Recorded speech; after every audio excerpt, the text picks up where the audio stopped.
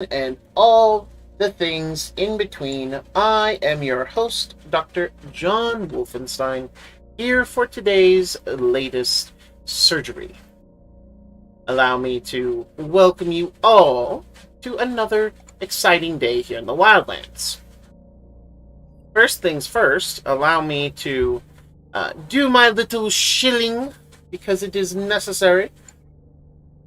So, as some of you may know, I do a paid DM thing, but I also now have a Patreon. That's right, I have a Patreon that you can support, which will help support me, and thus mean I can make more amazing videos and have more D&D content with my amazing players here. I will also be trying to add new streams here in the future.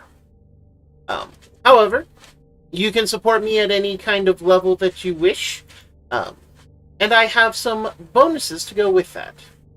I have created magical spells, items, monsters, species, classes, and more. And I offer them to you for becoming one of my patrons, which I lovingly refer to as my patients. And my most popular tier is the $15 tier, the Species Collector. With that, you will have access to my entire library of spells, magic items, monsters, and homebrew races. Something I prefer to call species, because it is a better name and nomenclature than races. As we all know how D&D be, yo. But that's speciest. Exactly. PAX Professional DM Services is the name of the game. And I will be linking it in the chat as well as linking it in the description down below. That way everybody can has it. Because I want to make sure that everybody can support me if they want to. And this will allow me to continue to provide excellent games for my fantastic players. Who, of course, I could not do this without, and I am so grateful that they are here. And as you can see today, we have a nearly full house today. Matt has returned after his successful move to his new home. Way out in... Where is it again, Matt? I'm sorry. Bumfuck nowhere. What was that? Those were sounds, but not words. I am sorry, Cape Matt. Cod. It seems that you are cutting out, but I believe it's Cape Cod. We cannot hear him. Uh-oh. He was speaking clearly just a moment ago. Oh, well. Yeah, you were. New setup, new technical issues. But It sounds like the mic is down your throat. dude, I mean, Again, we're a different kind of stream now. yes.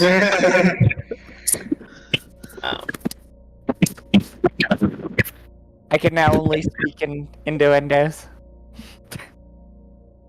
At any rate, supporting me on my Patreon helps keep this stream as well as my Bodari stream up and running, along with the other streams that I do throughout the week. As some of you may have seen, Mr. Mason and I started playing Baldur's Gate 3, and having a grand old time with it. And I plan to do a more personal run myself. That I will probably do in a very different kind of style. And so I will be uploading that soon enough. But I think I'll be doing like pre-recorded sessions of that instead of just live streams, and kind of seeing how I like doing that. But we'll see. I haven't decided for sure yet. However, for those of you who tuned in the last time we had Wildlands, today will be a little different because due to a lot of sickness, miscommunication, and just plain insanity, things went awry. So, allow me to do some quick narration and a little cinematic for you, our lovely viewers. So, If it helps, just imagine the time warp for a second. Yep. Let's do the time warp. Not again, but first time. So Why is there transform? we settle in on the scene that we left. The group having been either blasted awake or stayed awake by the very ominous blue mushroom cloud that appeared to the southeast of them. The cloud and the magical radiation that could only ever be the tears of the wild, tears of the children, or tears of the wild gods. It has many names, but it is always referred to as the tears. This is a insanely powerful super weapon that the nest has gotten its talons on, and a super weapon they use with very little regard for any other safety. As such, this weapon is a extreme power in its own right and causes devastation of a kind. No one has lived to see the exact aftermath, but what is known is they used it a few times in their war against the rest of the Wildlands before a treaty was kind of established. And each of those areas saw death on a scale that they had never seen before. And it seems now they used such a thing again. It is disturbing. Oliver was awake to witness it happening, and Oliver, being a member of the nest, knows exactly what happened, and did not sit well with her. The rest of the party, aside from a few of the kittens, awoke to see the devastation and the blue cloud. Imagine it like a mushroom cloud, only not radioactive and glowing blue. So, like the aftermath of a nuka nuke? Yeah, Nuka-Cola nuke. It is super Coca-Cola. At least the quantum version. Exactly. Which sounds about right for a nuke. Yeah. More. You know, guys, war never changes. It might change a little. As the cloud settles, and as the devastation is done and is wrought, our party woke up and were deciding on how to deal with the Plains Hunters. So far, the idea still seems to be that they are going to go in and participate in an honorable exchange, or see if a challenge to the leadership in single combat might be the way to go, or if there is other forms of negotiation. As they were told by Leon that that the Plains Hunters, for the most part, are still as they were. They have not fallen to any kind of machinations as of yet. However, in light of that choice, and we'll call it, in a step to make that reality happen, our little Oliver has taken the hands of little Yuki. And in an effort to bridge the gap between them, as well as to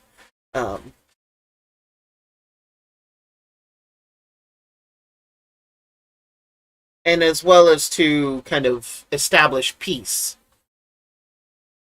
a vision is embarked on.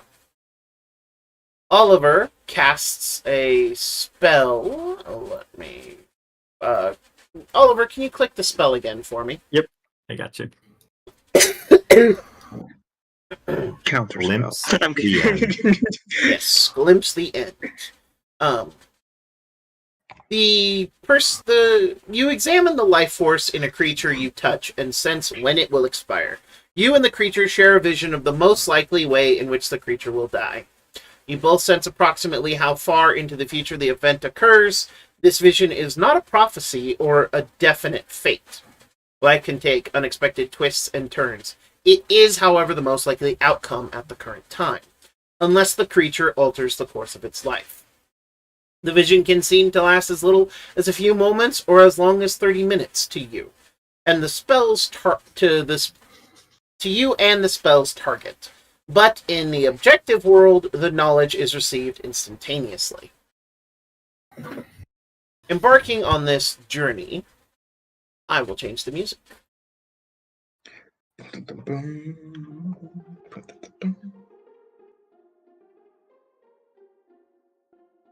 Oliver and Yuki. As the spell is cast, you both arrive on a path. And as you both arrived on this path, you walked down it for a little while. And then eventually came to a set of different roads. One leading off to the right, one leading off to the left. A T-junction, basically. You guys took the path to the right first. This is the path that would essentially be a path of a very different Yuki. Yuki's current modus operandi is to destroy the cycle, the great cycle, such as it is.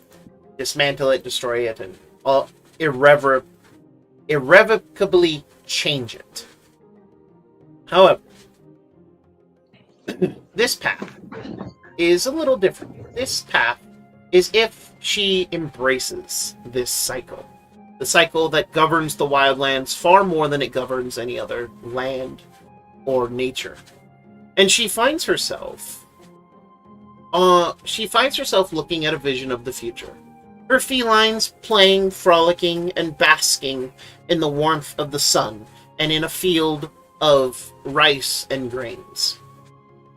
Yuki herself sits under a gazebo in the middle of this field in a very comfortable looking rocking chair.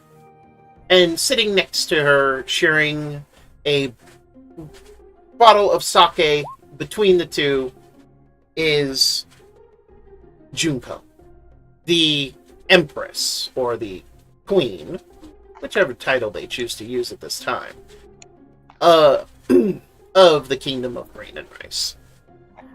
She pours for Yuki, and Yuki pours for her in turn. And they sit there like old friends. And as the sun is starting to set, Junko pulls out a intricate golden watch. Yuki, this is not the first time you've seen this watch. In fact, when you swore your oaths of loyalty to the QB, Madam Junko, this watch was what you swore on. And through a series of binding magical rituals, Junko is now able to see the entirety of your life and watch as it ticks to its inevitable end. Granted, the end may come at any time, but she will know when your end has arrived. And she also knows how close you are to the end. As she holds up the watch and as she hands you the opium pipe from which you have been sharing a lovely smoke, she smiles. Well, we did all we set out to do and more. The kingdom is going to flourish. The new sections of the wall are being built. The new sections of the wall are being built as we speak. They will be completed, unfortunately, not before the end. But rest assured that I will continue, and my oath shall remain. But I am glad that we got to spend this day before it is over. Yuki, as you hand the opium pipe back to the mistress you have served for years now, to this venerable age, the clock stops.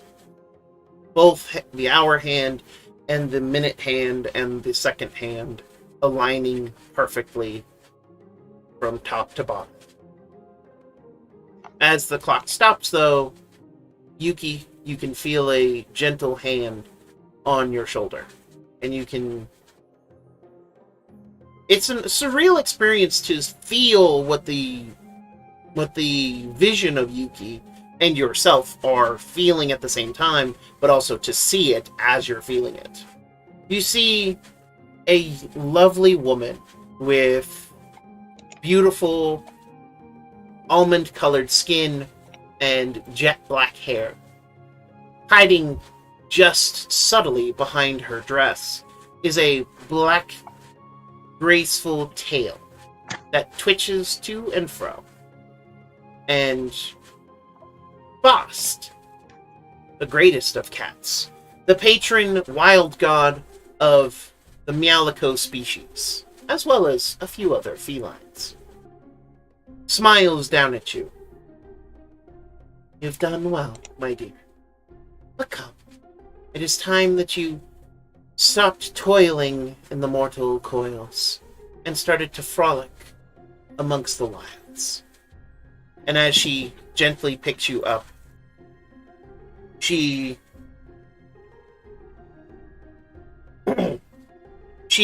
lets you assume a form far more glorious and graceful than you currently have. The form is of a sleek black cat. Go ahead, Miss Yuki. I'm going to say that as Bast picks up Yuki, this tired, probably aged leader of cats, she raises her glass up one more time, a nod to Junko, but more importantly, a nod to the lands around her, which have steadily become to, the kittens are frolicking. They have this beautiful sunlit field that is all their own. Their future is guaranteed. And Yuki pours out one last little cup. And her cup does not contain sake anymore, but a little bit of milk to all these kittens. No, stop. She pours ones out to the boys, basically, or to the kittens. And she looks among the homeland, content with their future. As she looks at the Bast, her body changing into one of the great cat spirits. One of many who have done so much for the little felines in this world. But even as she's shifting, even as she's becoming this little cat figure, a helmet lies upon her head. Her role as both warrior and leader. And she plays fondly with a set of scales as the mistress holds her. Meow. Bast smiles, and the two of you wander off into the land beyond the mortal. It is known by many names, but the denizens of the Wildlands call it the Plains of Eternal. And as you do so, you see Junko is smiling as she reaches up, gently closing the once living, vibrant, mortal eyes of her friend, and all of the cats let loose a mournful yowl. But yet there is a hint of joy in it, as they all know that their great leader, the one who's given them so much, has joined the frolicking of Bast and her great cats. After this particular vision, Yuki and Oliver find themselves back on the path. However, there is only one path this time, and it is the path that led off to the left. Now, And a question, if I may. Yes. Oliver sees this too, Yes. correct? I think according to the spell. Yes. So Yuki is going to look at Oliver, because he's the one who brought her. Looking at where that path used to be. And she gives it a nod, and she looks back up to him, hurt in her eyes. A peaceful future. But not necessarily a great one. I fear this other path more than any other. And let's Will continue down you- it together. Thank you, Oliver. And Oliver's still clutching Yuki's hand. You see her steel herself, because she knows that this future will contain much more hardship, but potentially a far greater reward. The future that you take next, unlike the last one where you could feel the days of your life measured in years, the days of your life are measured in weeks. Give or take around 2 to 3. That is how short your life has become. Whereas the last future, you had the entirety of your lifespan. The average lifespan of a Meowlico being flexible, if nothing else. After all, curiosity does kill the cat, but sometimes satisfaction will bring it back. Please. Only sometimes. However, this future for Yuki ends in weeks. 3. No more than 3. About no less than 2. You find yourselves in a grove with towering standing stones that form gateways in concentric circles, all centered around a pool. A pool that is gifted with a statue of the Wild Mother, also known as Rhea to some species. You can see many of the wild gods there, or at least the image of some. However, there is one shrine in particular that is of importance here, and that is a small little scratching post. A standing stone made of material that looks to be a scratching post on either pillar, left and right, and then a flat top where a kitten may sleep on the very top. Entering this grove, Yuki, Oliver, as well as the rest of the crew are all there, though this is the vision that Yuki and Oliver are seeing. Yuki sees something that is a little interesting, though. Yuki travels with 3 Meowlico kittens, new to life and sentience, but they are among the first of her litter, essentially. Ka, Lee, and Ko. I believe it's Ko who is the more receptive one to the way of Oliver. And Ko immediately is drawn to this scratching post shrine and begins to kneel and pray in front of it. However, he also begins to, of course, being a kitten, engage in scratching. Because it's there. And it is adorable to behold. It is a form of worship. Do not make fun of my people's cultures. Making biscuits on posts. Yes, My I love laughter it. is a hate crime. Oh my goodness. That is how we are doing rituals. Thank you very much. I'm so sorry. Those are blessings for hearth and home. You guys are monsters. I'm quitting. In a vision, might I add. In a vision, might I add. Offended her out. No, get the fuck out of here. You said you left. However, Back because cats are willing to forgive. Ah, You any know that's cat I've not ever fucking met. true. Anyway, but as Ko goes off to this scratching post, the other two kittens do not.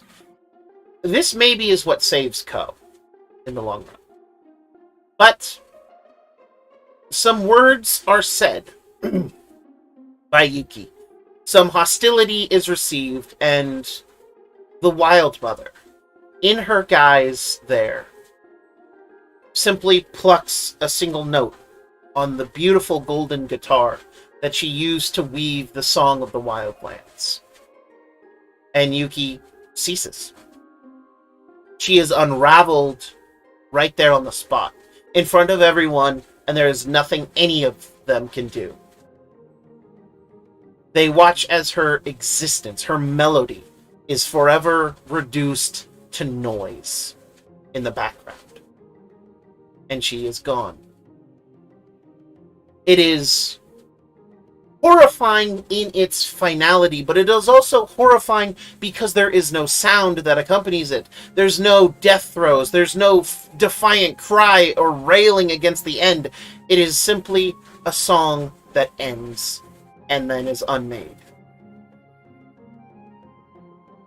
Unfortunately, that is the end of Yuki, as her railing against the cycle has rendered her to be forgotten by it. And all that can be heard by everyone, Oliver and the Yuki in this vision, as well as the ones watching the vision, is Rhea simply say, "The cycle is existence, and without it, it all ends, just like that." And she points to the spot where Yuki once stood. It is clear that the cycle is important in its own way. Despite the horrors that it may bring, despite the good, the bad, the ugly, despite all of the complaints and all of the compliments you can give it, the cycle is. And this is something that Yuki, as the looker of the vision, is coming to understand, as that is what she sees. However, in the moment, Lee and Ka do not understand. They do not understand why Yuki had to be unmade for this point to be emphasized.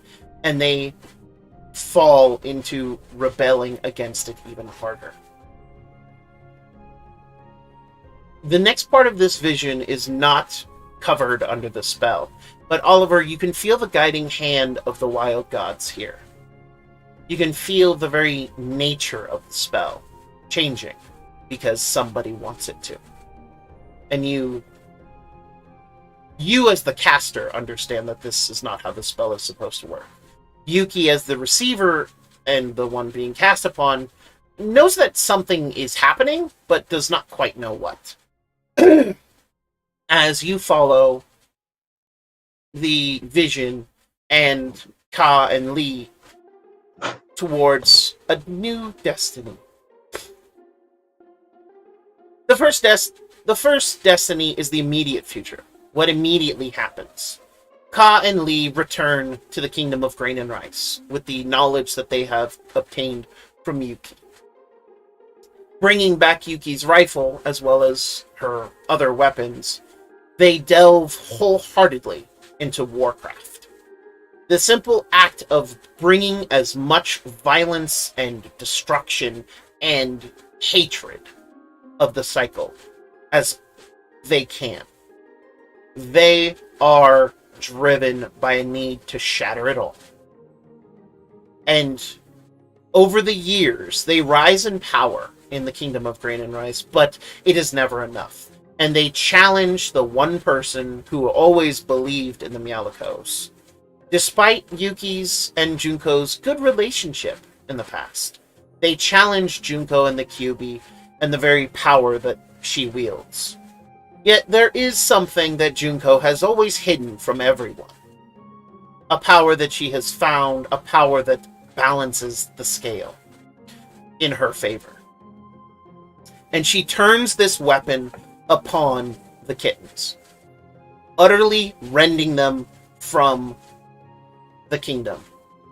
She then decrees that since felines appear to bite only the hands that feed them and never the enemies, that she will not have them.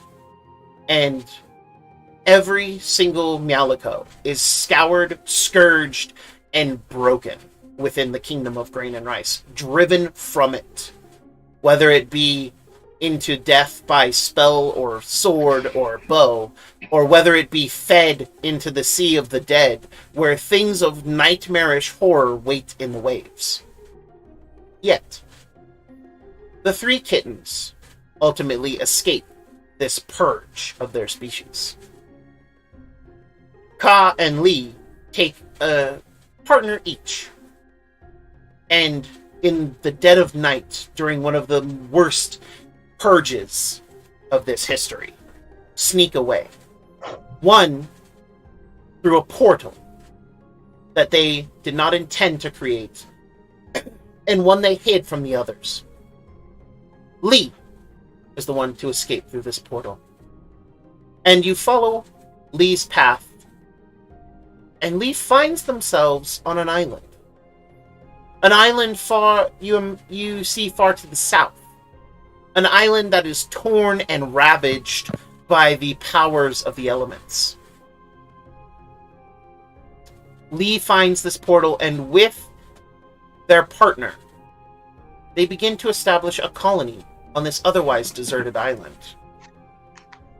And soon enough, due to the elemental nature of the island itself, they change irrevocably.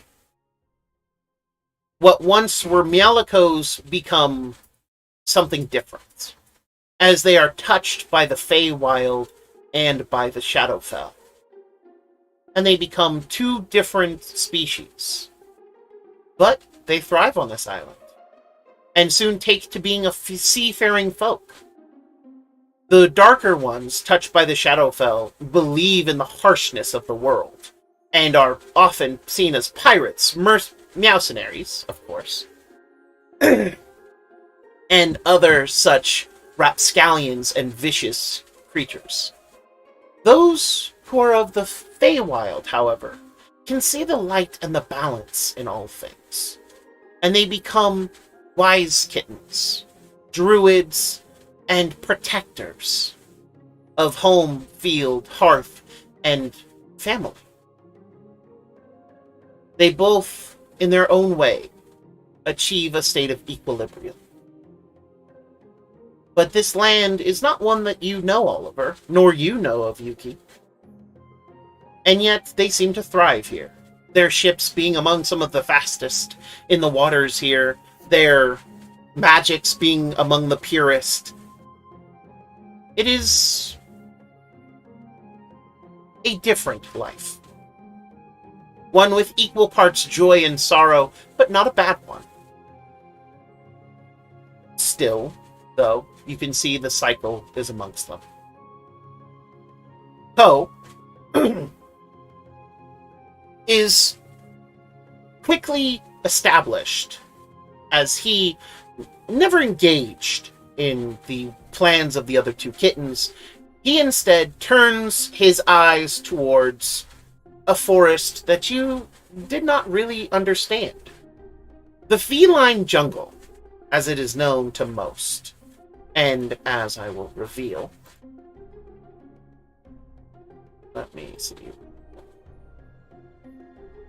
The feline jungle is here.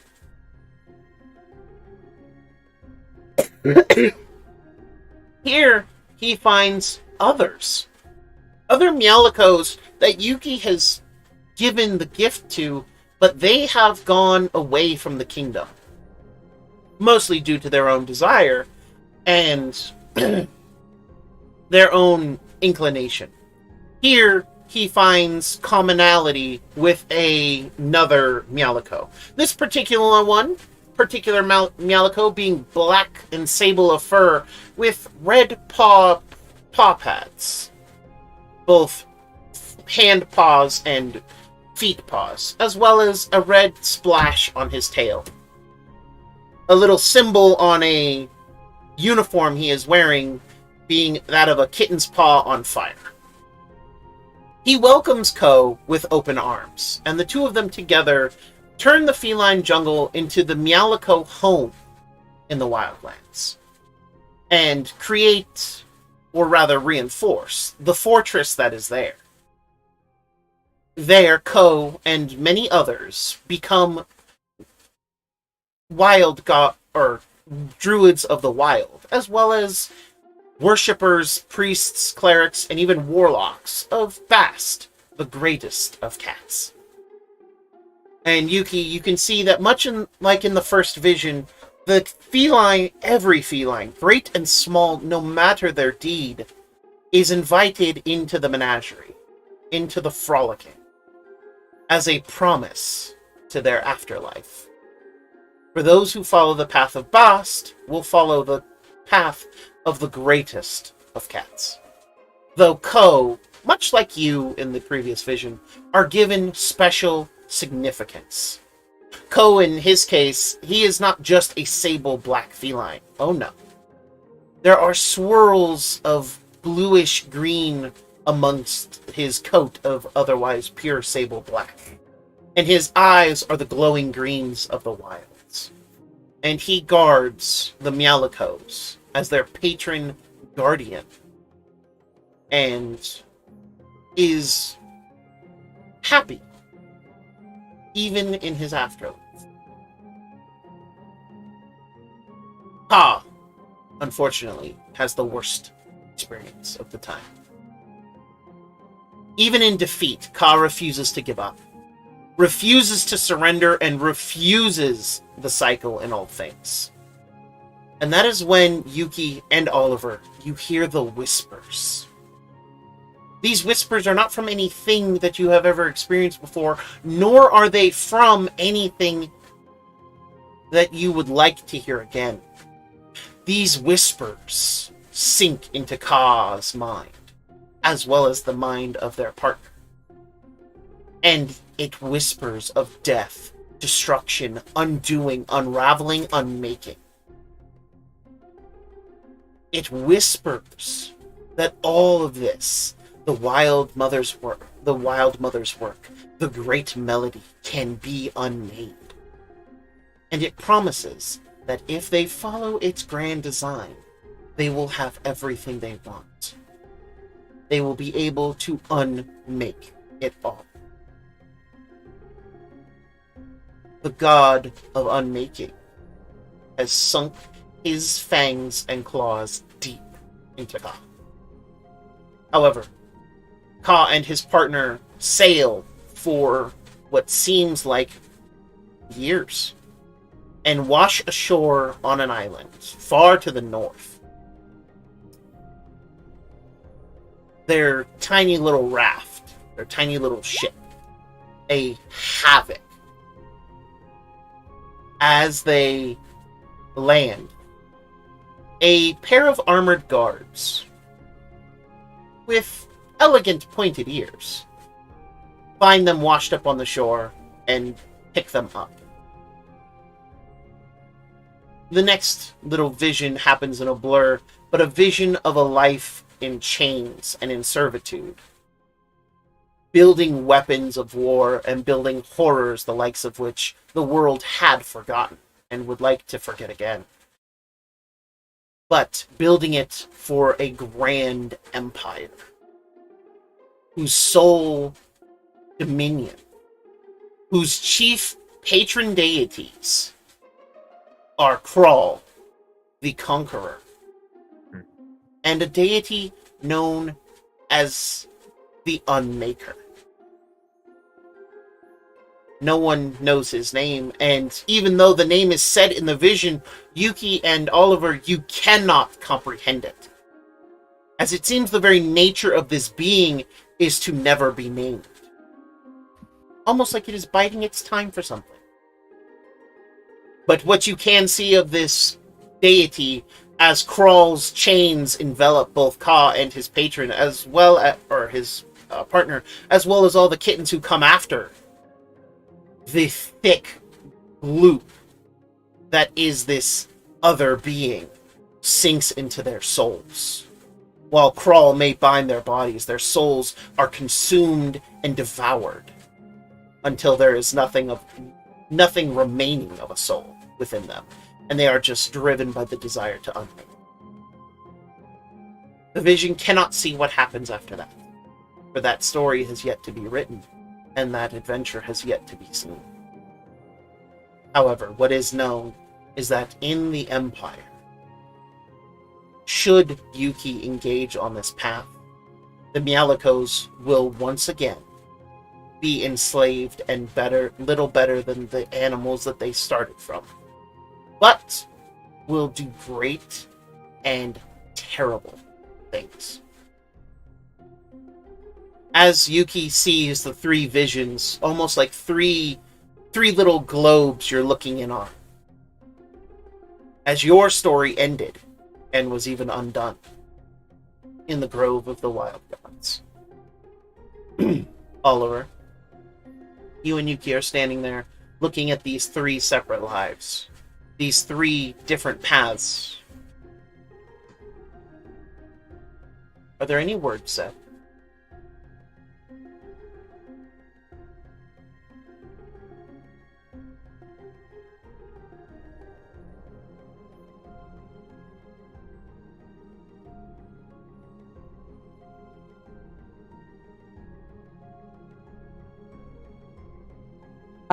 So for Yuki.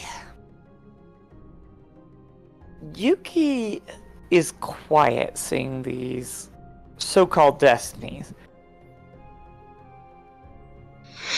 Because she sees three futures. She sees three possibilities. And she kind of sees what paths led her to each one. And Yuki merely nods to Oliver. More of a sign of, let us go back. Than anything else.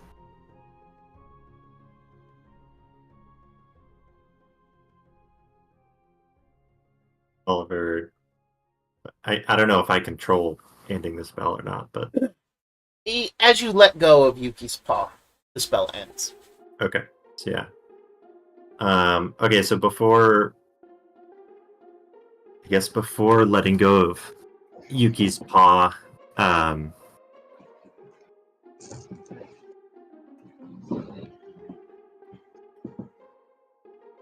think Oliver would just say,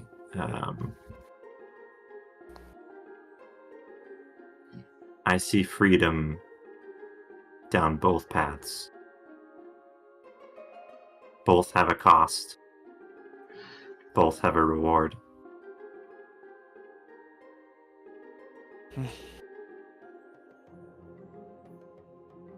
Well, Oliver, thank you for making everything a little more clear on my end.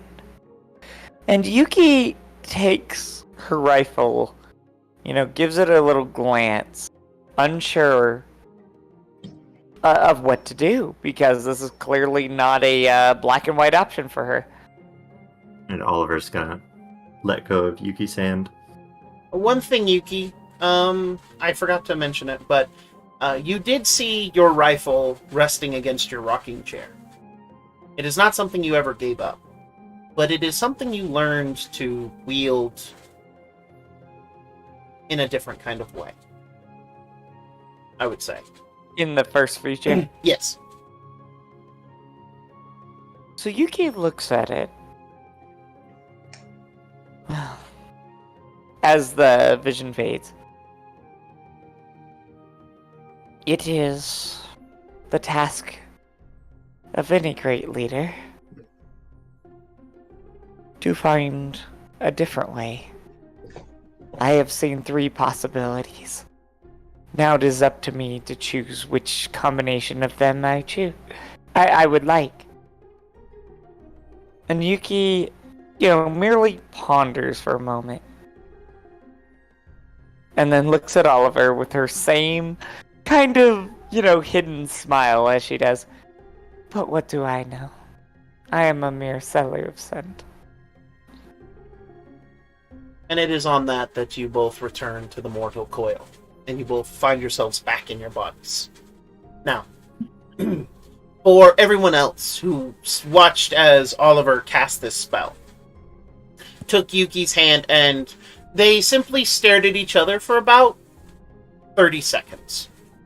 They both seem to come around, and Yuki, at some point, or rather, as Yuki comes around, she then mechanically just grips her rifle and looks down at it. You can tell that the spell work has ended, as they both seem to be conscious and back in the world of reality. Okay, right. Not one to judge the trippy trips, so... Before anything else, would you like breakfast? I'm starving. Right, Theodore, bring out the fucking sandwiches! Okay, let me go make a sandwich. Theodore ate the Yuki's sandwiches. I don't know how to Yuki's fucking actually make gonna food. sit with Theodore actually and be like, I'm gonna miss these. I'm going to miss What? these. Sandwiches? I mean, I'd miss them too. You know what? I'm partial to the peck. Yes, I'm gonna miss sandwiches made with no bowl. Anywho, darlings. Also, Exile, just so you're aware, your mic is muted. Mm-hmm.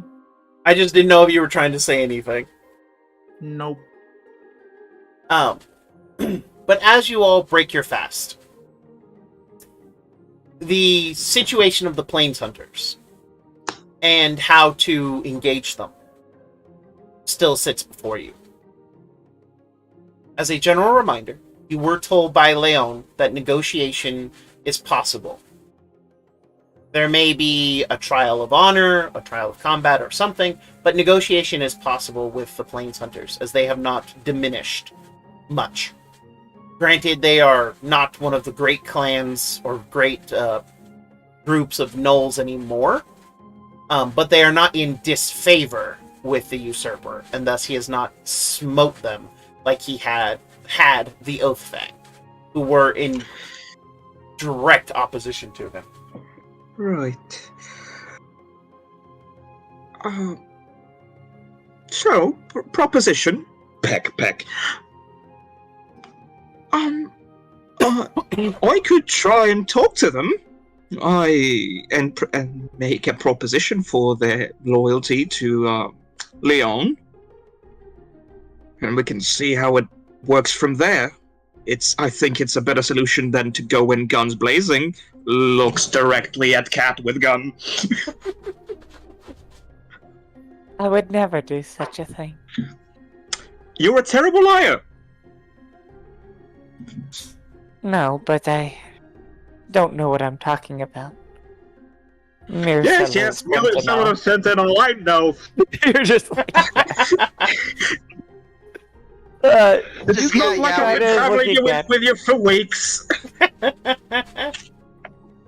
Yuki's gonna give You a have a sly, catchphrase. a sly smile to Yuki, or Oliver's gonna give a sly smile to Yuki and just say, "You're as much a mere seller of sense as I am a spy." You're a very good spy. And a terrible one at the same time! No, I'm a terrible spy. I always have been. Fair. But you are a better friend than you know. Aw. And you Aw. promised me at least 2 things. One of them you got right. I don't know what to do, May. She says honestly, looking at him. But I may need to leave you all soon. Looks back at Oliver. Well, shit. Yeah, she just says it. Like, despite the task, despite everything that was going on. I think you, like many of us, have a greater destiny. Something outside of everything we're doing now. your own singular purpose. There is some pressing matters for sure. And Oliver, and she leans in close. This land is ruining me.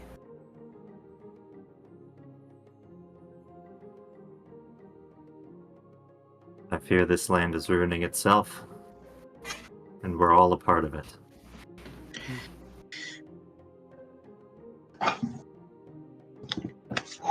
As you're all Well. breaking your fast and coming up with a plan, you do Consuming sandwiches.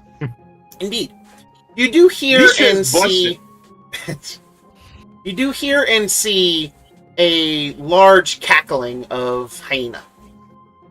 A large group of gnoll, as well as some of their hyenas. Great, monstrous creatures. A hunting party,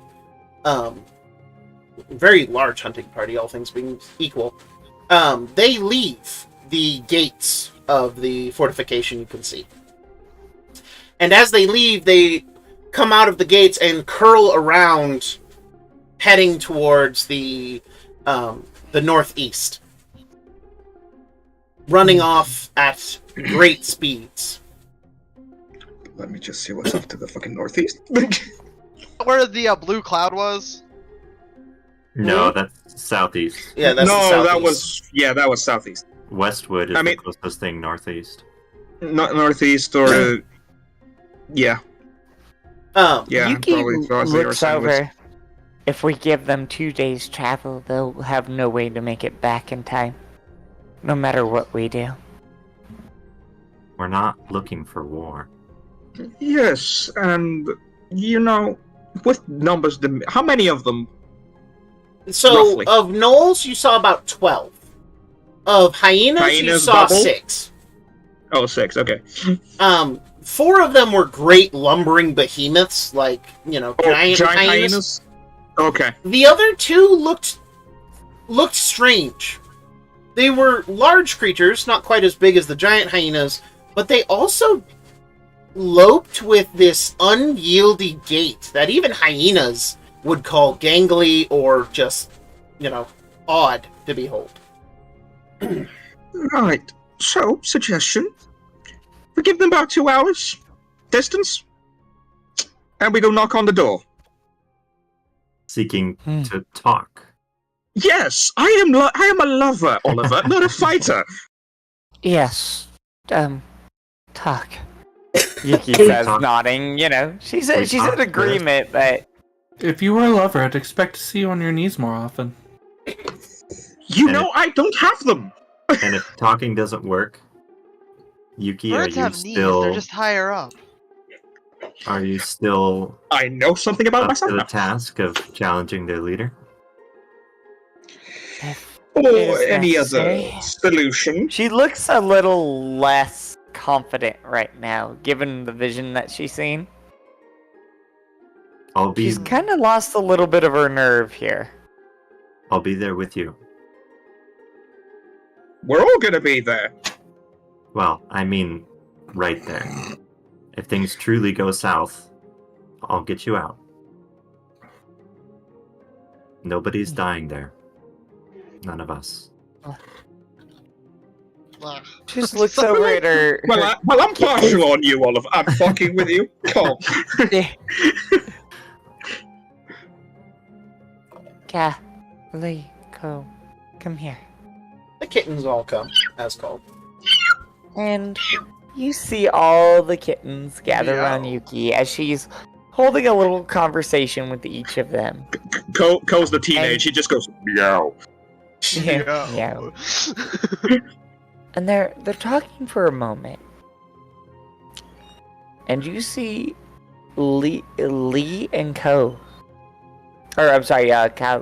No, you see Ka and Co. Readying everything up. They're getting prepared to leave. And Lee is going to continue to stay with the party. But Ka and Ko are no longer with us. Alrighty. Do They they, will take be the returning to the homeland. No, Yuki will be carrying the heart because after all this is done, Yuki will let it be known to Oliver that she is returning. Yeah. Right. But, so it seems the plan is in motion. Does anyone have any objections or any alternate ideas to going up peacefully? Tyrdor, Autera, and Tobias are the ones I did not hear from. Oh, I also don't think I heard from anything Dobson. to input. Tobias? What, Matt? Autera doesn't care and is attempting to steal sandwich meat from Tyrador. Tobias is caught up in his head right now. Fair enough. And Gobsy, have you any alternate plans or alternative suggestions to add to the party? Not really. Fair enough. Gobsy's been kind of like worried about our companion, about Yuki, who's kind of acting off her normal beat. Fair enough. Well, as her science experiment, you may wish to converse with Yuki. And just to clarify that spell, in case anybody's like not totally sure about it, basically Oliver just touched Yuki's hand, and they stared at each other for a bit, and then they came back. Nobody else witnessed or heard nobody of the saw, vision. but we just saw you guys go for about 30 seconds. But when they came back, all that time passed for them, and I imagine, we didn't really describe it, but their expressions probably changed like drastically. As soon as they came back. Yuki probably being much more like sullen and into herself, and you Oliver, worried as fuck.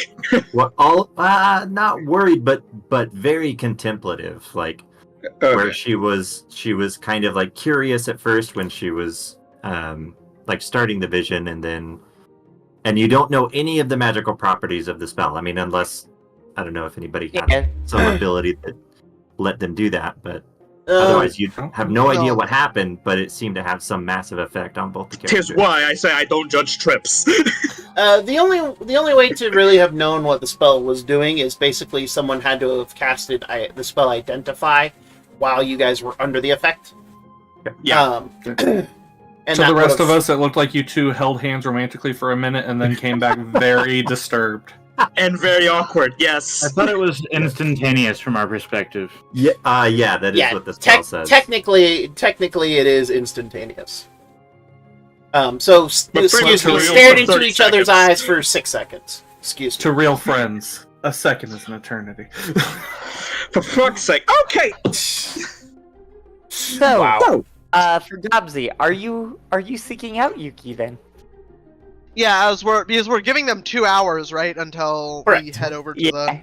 That was my suggestion, Yuki yes. is back to her usual routine of readying her rifle and kind of preparing herself to die because there is that possibility still on the table. We that are about to die salute you. Gobs, you go up. Yeah, she just said she might be leaving, right? Like, she said that to the group. Yeah, she said that at least to the kittens, that she will be returning with them. But you would have heard about it because the kittens do not make secrets. They are very good cats. Gobsy coming over. You plan to return to home after this expedition? Or which part of the expedition, Yuki? I need to return to the well for various trading. It's a lie. It's very obviously a lie. You can do better than that. After this, or which part of our venture will you be returning to the wall? Right after we settle with these hyenas, if not before. She sighs. a little bit nervous about like what's upcoming.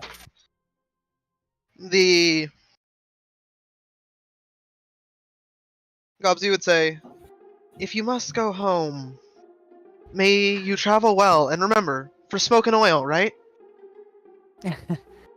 Smoke and oil. Gobsy, I wish we could have shared more conversations about, well, our research. Indeed. But life has many twists and turns, and if that's what you must do, that is what you must do. Of course. And she looks down and she grabs a little bit of scent. And a tiny, tiny fragment of the scent of her homeland is given to Gobsy. Aw. She would put it in, like, a vial. And then consume This it. will give you safe passage through the land of grain and rice. Nobody will deny you if you enter with this. At least, the initial part. It is That's uploaded odd. directly from the Cube. Yeah. Gobsy will, like, store this in a, like, in the urn she sleeps in. Non-corrosive compartment. Yeah, no, it's like, it's a lacquered urn, and then she put in, like, one of those beakers you put acid in, like a small acid-holding vial. It means an infinite amount to me. Thank you for Sorry. parting with this gift. Gobsy will hug Yuki. She's a little thrown off by the hug, because, you know, she's kind of not a toucher usually. And you know slime. And, you know, slime. Hey, what's up, my slime? I'd say in Yuki's Glump. case it's probably more blush, but given their relationship. Yeah. And she... yes, oof. And she starts cleaning her fur a little bit, you know, After like... Gobsy goes away. And she sees Gobsy, okay, like leaving, right? And she goes, this will make a fine sample, yes. Oh, she just wanted to. You're still gonna do research. Yeah, Yuki is not over it. Like, I will steal the slime. Exactly. The hug was awkward for I wanted to steal.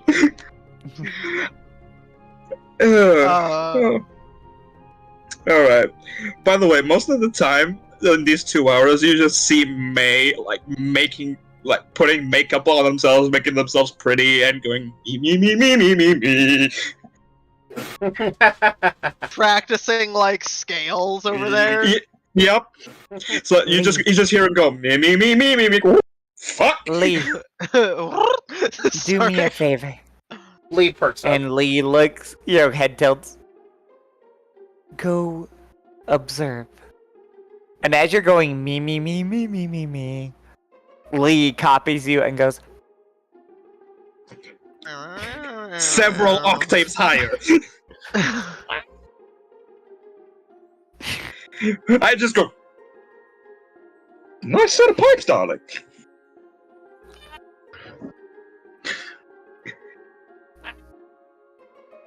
I'm just hearing the sensitiveness of Callie's mic and catching the occasional. Mew mew mew mew mew mew mew. So yes, the kitten is now imitating May, and then when May gets it wrong, the kitten shakes their head and then corrects them with meowing. When May goes pigeon, he goes no. No. That is the sound Doesn't of sound right. food, not music. Musical food. You're right, darling. Sometimes it just comes out.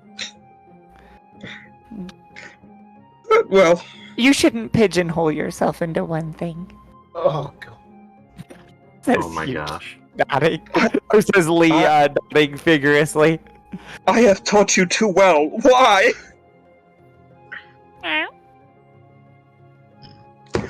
Oh, you're gonna be a good bard.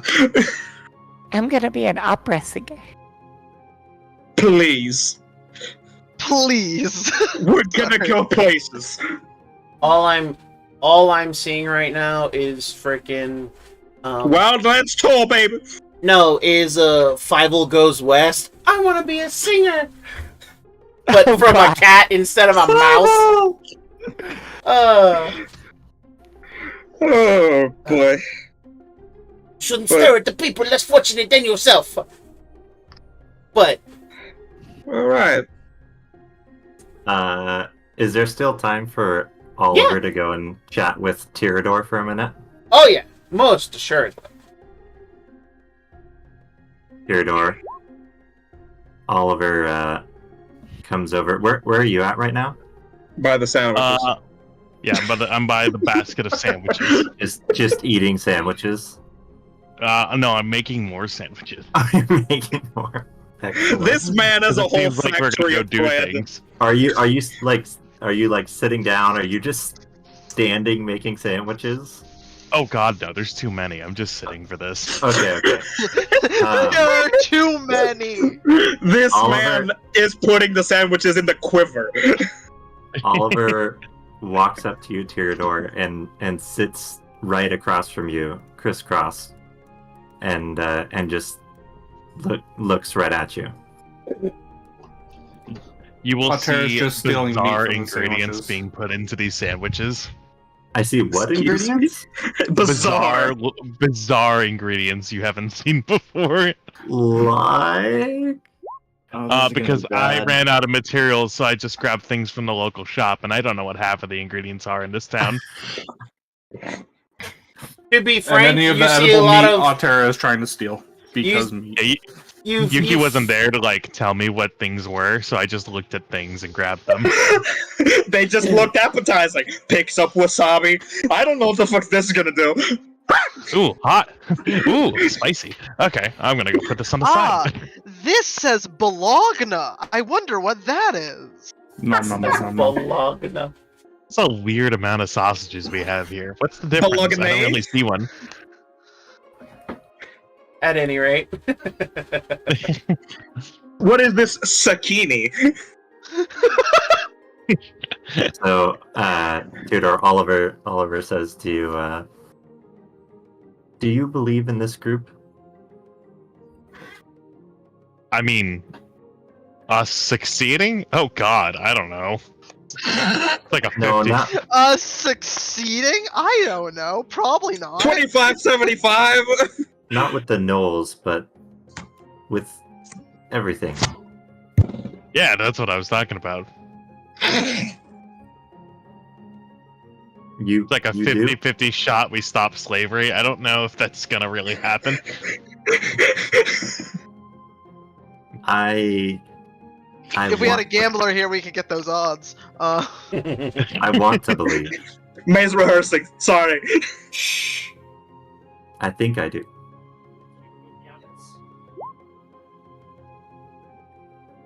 I understand.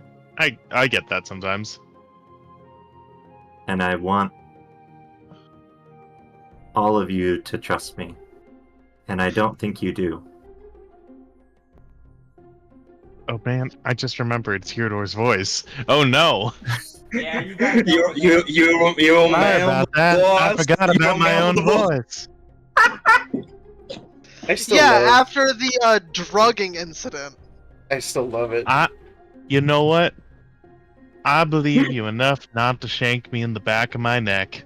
I Isn't forgot I that what tricked friends you. are for? But I want a stronger bond between all of us, and if you're willing to hear it, I'd like to share something with you. What's that? The reason that I'm a spy, the reason that I work for the Nest, is because I have a sister that lives there. my twin. And Identical or just regular twin? identical twin, yeah. Oh no, that will not do. I'm gonna get you a collar next time we're in town. Well, eventually, I'd like to leave the nest. There was a lot I didn't know about them before I left. And it's... At this point, I can't stand them. I hate that I work for them. But I can't help it right now. If I stop, she'll not have money for food. She can't take care of herself. She's not like me. She's weak and frail. She has a strong mind, but not a strong body. I get you. And if this group's path ever leads to the nest, I would like to try and free her and free myself from the nest.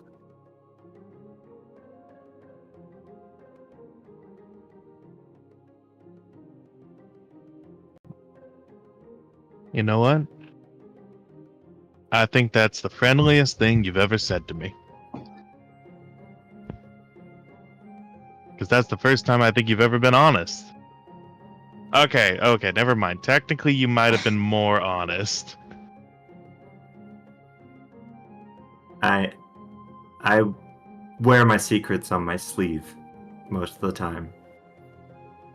I've never really had a knack for lying, which makes me a terrible spy, but... Look, I think you're doing a great job of confusing people by telling them you're a spy on all fronts. Really? Oh yes, absolutely. Why do you think I still distrusted you for such a long time? I just thought it was because I don't know how things work, and I haven't spent a lot of time around people, so I don't really know how to act. Some people say that the best way to lie is to tell the truth poorly. E2, Oliver. E2. They have a boy. What's that? I wanted you to know this about me because I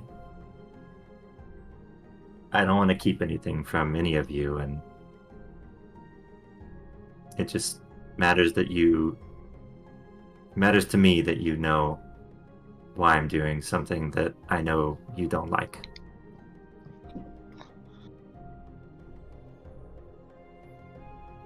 I understand. Now I have a very important question. Yep. What's your favorite sandwich? Of course it is. I was expecting like mayo or. Never had a sandwich. So, That's not true. very important question. What's your sister's name? Nah. Sandwich. So I will say that Theodore has made sandwiches before. You have engaged in them. But yes, sandwiches as a food are not a common thing in the nest. Well, no, just her. She just eats animals and fruits and stuff. I mean, Theodore has made you a sandwich. She never You have lived. taken She never sandwiches. lived in the nest. She never lived there. You have taken sandwiches. You have not partook. Technically in their territory, but never in their cities. So I am gonna say that I agree with Oliver's assessment because Yuki's from the land of grain and rice, and sandwiches aren't the thing out there either. So They've owned a Oliver Yuri. is correct. Well, no, I'm just saying, like, literally, she's lived in the woods her entire life. But to Bryn's point, she did eat Tyradore's sandwich before. I do remember that, yeah. That sounds like a euphemism. I've had your sandwich, and it was okay. I usually like things without extra things on them, like just Oh, like this And just gives him a whole just a head of fish garlic. or just Oh. some fruit. You know what? I got something David, for that. you're finagling so hard to not say I like it raw. I am going to grab like a Don't big you sexualize pile of all of meat, it. You stop it, you. and Horny I'm jail. going to just have like essentially a roast beef sandwich. Uh, Is there anything extra on it? No, absolutely not. It is literally just roasted beef on bread. Hey, I grew up on that sandwich. Fuck you. That's a delicious sandwich. Are you giving that it's to a Oliver? sad Yes. sandwich, Brent. Yeah, A yeah, sandwich, just a if you roasted will. beef sandwich for Oliver. She looks at it. This is half my size. It's on like an entire baguette. starts pecking at the tip. The bread's weird. The You don't have to bread's eat the weird. bread. You can You use can it as a plate. separate. She just opens the bread up and just starts taking the roast beef and eating little tidbits See? of it. It's just like a treasure box full of meat. I think love that's Gyarados' all the corpse. descriptions of sandwiches, bro. Like this You is see, fucking that's- great. That's where sandwich meat comes from. Another No, no, no. treasure box full of meat. I bet 100% when Tyrdar goes back with all the goddamn fucking riches he accumulates, he's gonna open a restaurant chain. It's gonna be Tyrdor sandwich shops. And Yeah, they're gonna be from Tyrador the subs and sandwiches. he's gonna franchise. Is the roast beef like Yeah, no processed subs. at all? Is it like dried meat? So yes, No. It's in the last essentially town, just dried beef. yeah, Okay. in the last town it would have been dried, the equivalents, but yes. I literally just rehydrate it just a little bit. But Tyrdar's I Matador. rehydrated it with my tears. It's why it's so salty. that's hilarious, Yuki. But Tyrdor, go ahead. Matadors. I fucking love it. Tyrdor, definitely go ahead and take your point of inspiration. You definitely have Yay. earned that shit. Yeah. All the inspiration is taken. I think it was from fucking sandwiches. It's right, it's though. just You a have box one Just full of bites into meat. the sandwich. I have love reached it. enlightenment. Dude, I'm not lying though. Matt and sandwiches, it is a freaking thing. It has It's been a it's the thing. best Dude, I trope made you for sandwiches me. for your birthday because it was a meme. Yeah. Yeah, Oh, yeah, he was good. Lord, I Thank you. love this. so 2 hours. the 2 hours pass, and you guys are ready. The plans have been made and ready to go, and you guys are heading to approach the Plains Hunters. Plains Hunters camp. Just before we come into vision of the watchtowers. Mm-hmm. Well, everyone, let us make sure our intent is non-violent. So hands off weapons. Yes, Oliver, I know you're the weapon, so I'll fucking know. Fine. Deal with it. Wait. Exactly. Praise the sun, my sister. Praise the sun. One sec, I'm actually going to arm myself by picking up Oliver. I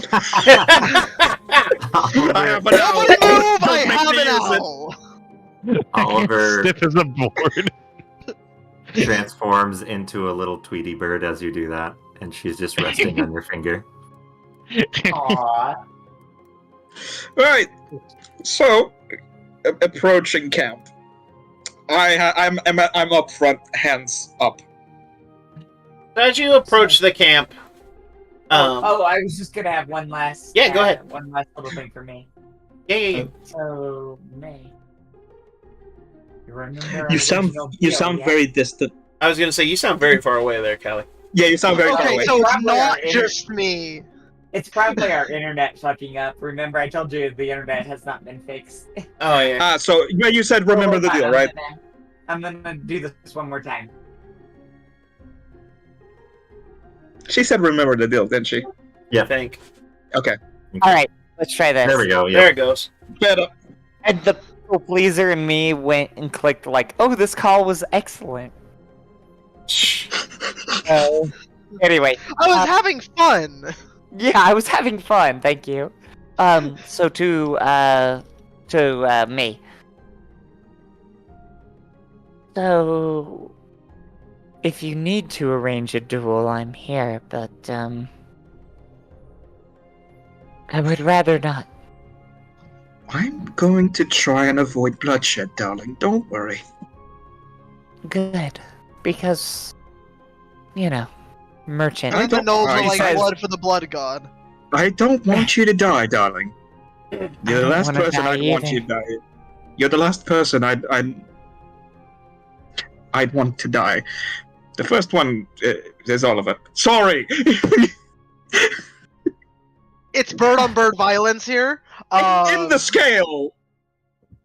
But You're in the scale. Yuki nods. There are levels to this game. But- I pat the Tweety bird. I'm kidding. But well, remember what we discussed. I won't forget it. Okay. Right. Shoot Are you him in guys the speaking face. in hushed voices, by the way? I think Yuki's just pulled May aside. So yeah, if So you're just, like being so you just hear, particularly hear spy-like. me yelling, maybe Oliver. No, it's a private conversation. I was just wondering. Yeah. So yeah, if you're being particularly interested in it, then you'd hear it. But but Especially Yuki- when I go, maybe Oliver. yeah, exactly at the top of their lungs. Yeah. May, I don't like you. Yuki reminds him of that. And, Remember, I don't like you. but you're useful here. And I just... Please don't fuck this up. you want being like you want really tempting trying me. her best to be You like want tempting lonely. me, darling. Yes. Oh, you are tempting me to fuck it up, but I won't. And Please your don't. attempts to push me away are not working, by the by. Yeah. Yeah, I suppose not. You're fucking stuck with me. It's your bad luck. So while Oliver is doing this thing, Yuki is going to be practicing getting headshots.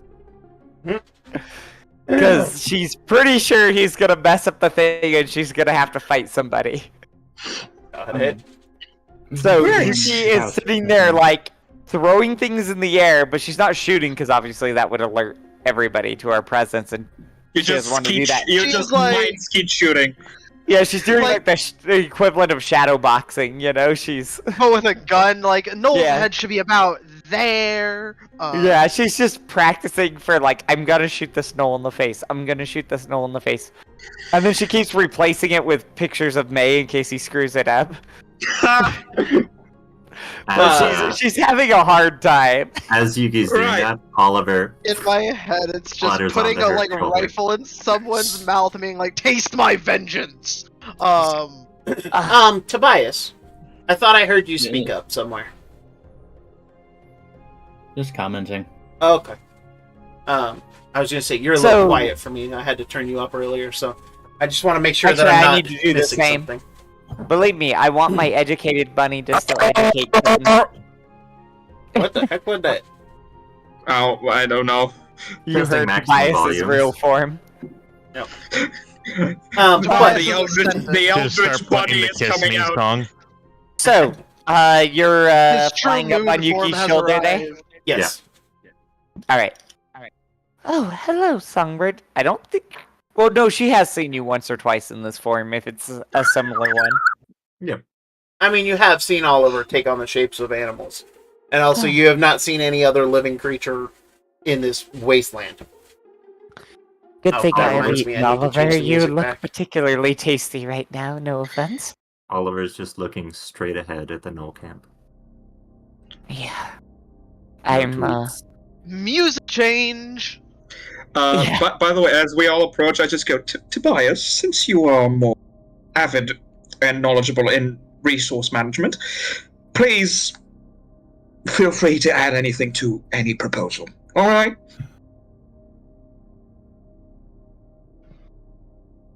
I think Logistics is not my forte.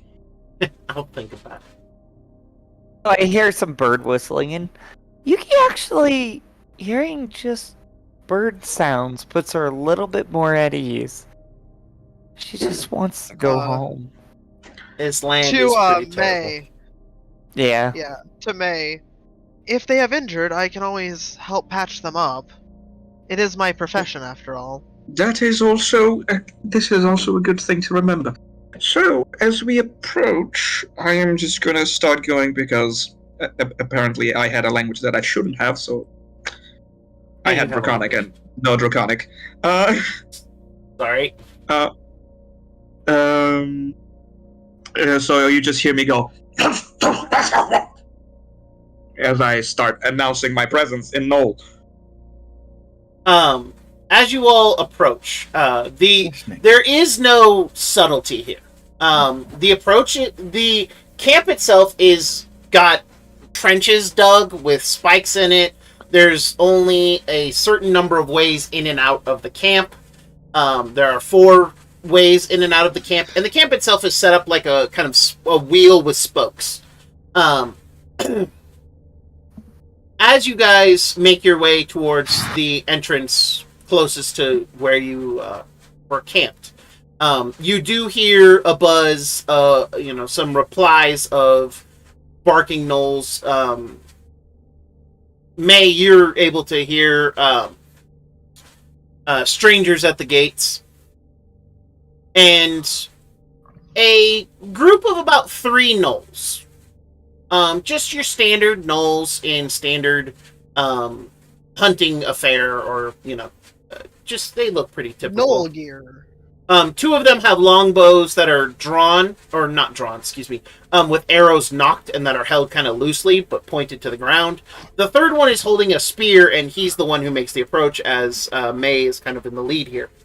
And he growls out in Knoll. Speak your business, strangers. Yes? I know. We have come to talk to your leader. We have a proposal. The Knoll. You wish to speak with Chief? Very well. But weapons stay away. That is rule until you are no longer just visitors. When you are guests, you can bear steel. Agreed? I believe most of us have no weapons visible except Yuki. He's just saying that. No. Don't draw your my... weapons or your enemy. But that is my question. We have no weapons visible because Theodore has his shit in the quiver. I have an interesting question here. Yes. Do gnolls even recognize what a gun is? You have no idea if they recognize it or not. This seems to be kind of a blanket statement that they often make to any visitors. It seems like a pre-stock warning. So I just go, well, everyone, do not bear arms. Because if we do, you know what happens.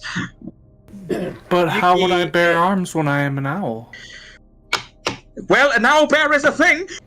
Also, Auria has a bow slung across her back. I have a bow slung across my back, a rapier at my side, and a very sus-looking whip on my hip. Alright, so... I imagine Yuki throws aside her short sword, but being the wise and clever cat she is, she's going to assume that they've never seen a firearm. Don't know what a gun. Yeah, exactly. It looks like a stick, honestly, and she's going to downplay it as such. That other item on her back is literally an incense stick. Yeah. So she's just going to play it off as one of those. So, do not bear arms unless you want us to, get gang shanked. Anyway. But as you make your way into the camp. Allow me to pull you over to a map. Some of you have seen, some of you haven't, but let me pull you over in its entirety. What if I don't want to be pulled, huh? What if I want to be pushed? Fine, I will kick you in the shins and force you to tumble. I will lasso in the owl. Harder. I will ignore the bit that the goblin, bugbear, and whatnot. Yes. I have repurposed a map for gnolls. So along the walls, you can see that there are gnolls about every 30 feet. And this again, these squares were 10 feet squares to begin with. And they are large. You can see that in the hovels and the kind of makeshift stucco like domes. Tents. Yeah, kind of. There Yurts, are in this gnolls. case. Yeah, yurts would be closer.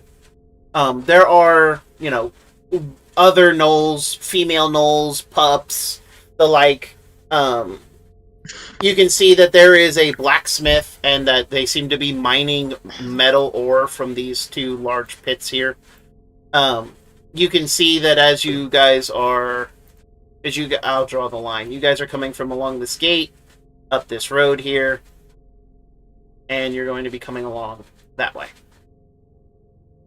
These permanent structures, though, seem to be storehouses, armories, and barrackses.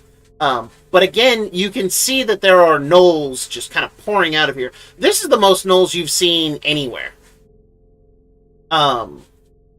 Then further to the south, as you get towards the center here, you can see the tannery. Basically, they have the skins and the leathers that they are turning into workable material, into clothes. Yeah, it's not pleasant. You can also see the waste pit that is in the center of it. It smells even worse. I mean, it's all smelly, so it adds. To the south, you can see that they do farm animals to an extent, mostly boar. Though you can see that there is also hyenas in great big cages, or basically like pens.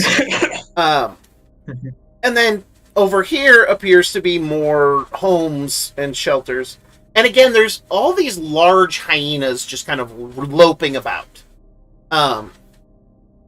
Sniffing, being curious, a gnoll barks at one and they scurry off.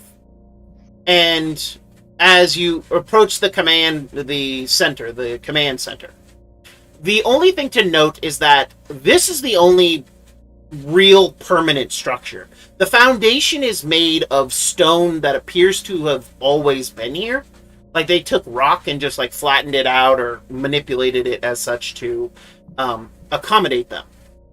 And as your trio of guides lead you around to the front, which is around this way, here to this campfire outside, he points.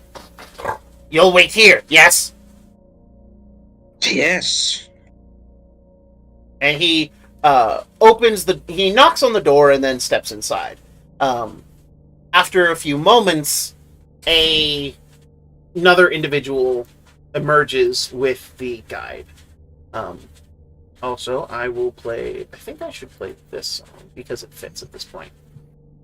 And I will play it just a little softer beneath the... Plays the rings of Castamere. No. And we're like, oh no. No, that's what I was expecting, but... You just see a gnoll with a cello. Yeah. But this gnoll in particular arrives outside. He stands taller. He stands about as tall as Tyrdor, though Tyrdor does have a couple inches on him. However, he is mighty and tall. And his spear, while it looks simple, you can see there are runes and notes, musical notes, carved into the shaft itself. Or the staff, rather. And as he arrives, he kind of... And he speaks in basically beast speech, or beast folk, which is the common of this setting, so all of you can speak it. Welcome to the Plains Heart.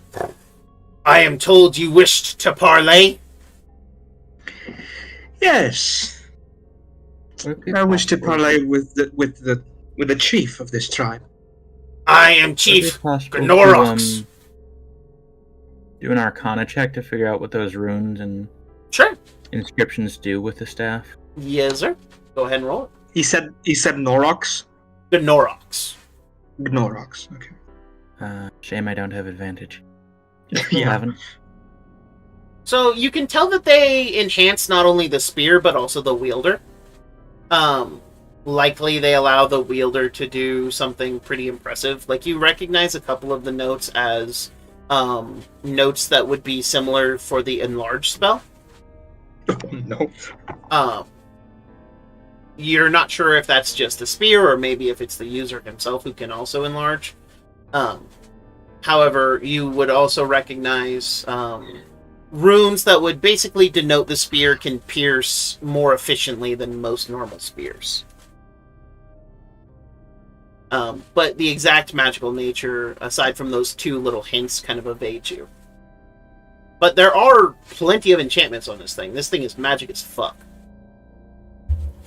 Like, if you had to equate it, it's probably a legendary or an artifact level magic item. However, he nods. I am Chief Gnorox. I lead Plains Hunters, excuse me. Yeah. If you wish to speak, I am speaker. It's an honor to make your acquaintance, Plainskeeper. I am Zorus Mayhem, an envoy sent by Leon. The prince who was never king. Yes, we know of him. And I am here to make you a proposal for you to aid in the ascension of Leon to king and the overthrow of the usurper. You see he looks left, he looks right, and you see that there is a hyena that is not right. It is moving, kind of. You see this hyena that is mostly decaying and rotting. In fact, part of its skull is open, and you can see its rotten brain beneath the carapace. He looks at it for a moment, and then you watch as he surges in size, his spear glowing in flames, as he stabs this thing through the face. And he holds it there until the spear burns away the carcass entirely. A lot of the other gnolls, some of the gnolls react by, drawing weapons. The guards who came with you lift their arrow, bows at you guys, not sure what to do here. But Gnorox, kill the usurper's dogs! And you watch as the gnolls rush away from you and seem to go find something. Gnorox then looks to the lot of you. Inside, quick. Apologies, I did not know those fucking things were around. Voice in the sky. He then opens the door and ushers you all forward as he slowly shrinks in size. Inside. We can speak without being heard. Push everyone in. Yeah, Gobsy will follow.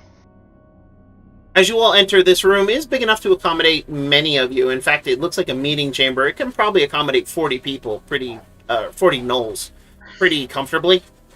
You do see that there is a... circumstances, that's probably the safest place to be. Yeah. Because I'm more worried about... I apologize. The undead hyena did not render in on my end. It was loping and lurking. But So those were the ones that it was there.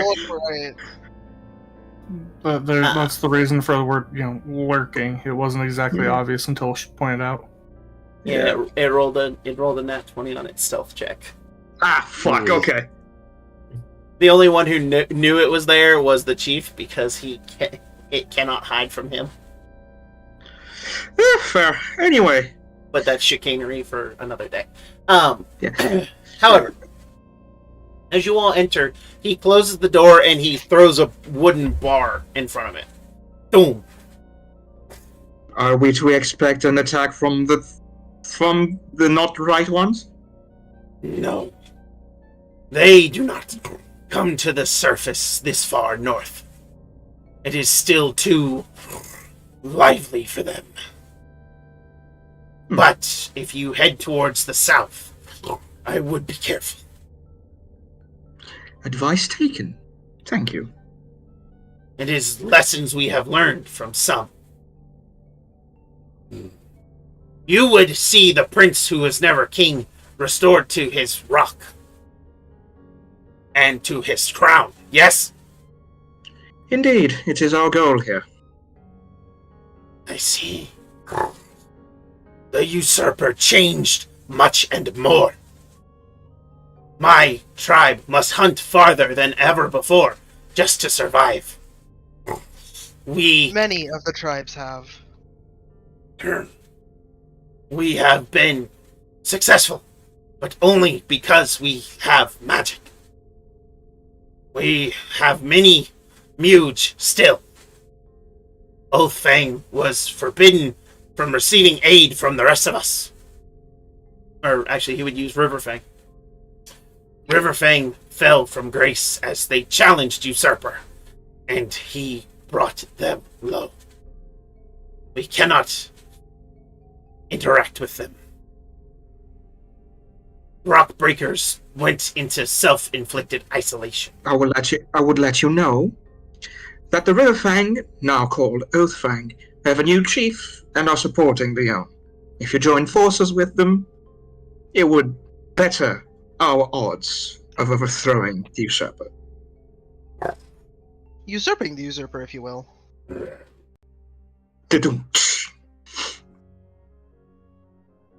This is good news. He is scratching his chin. I see a path forward. Yes. Yes. He then... A path to prosperity, you would say. He nods. There was once a time when Wildlands was rich in game for all. Plains hunters, Oathfang, and Rockbreakers. We lived peacefully with Leonin, though always second. It rankled Riverfang from time to time, but salmon provided for them. We fed off of children of elephant and children of boar. We were proud once. Still have pride, but it is fleeting these days. Rockbreakers have always survived. How many of us do not know. But the Lost Tribe, the others, and of course the vicious ones, wanted more than their share. Greedy. Yet, in keeping with ancestors. Can't argue that. Still disgusting. But did as we were bid. Kept peace. Hunted as needed, not as wanted.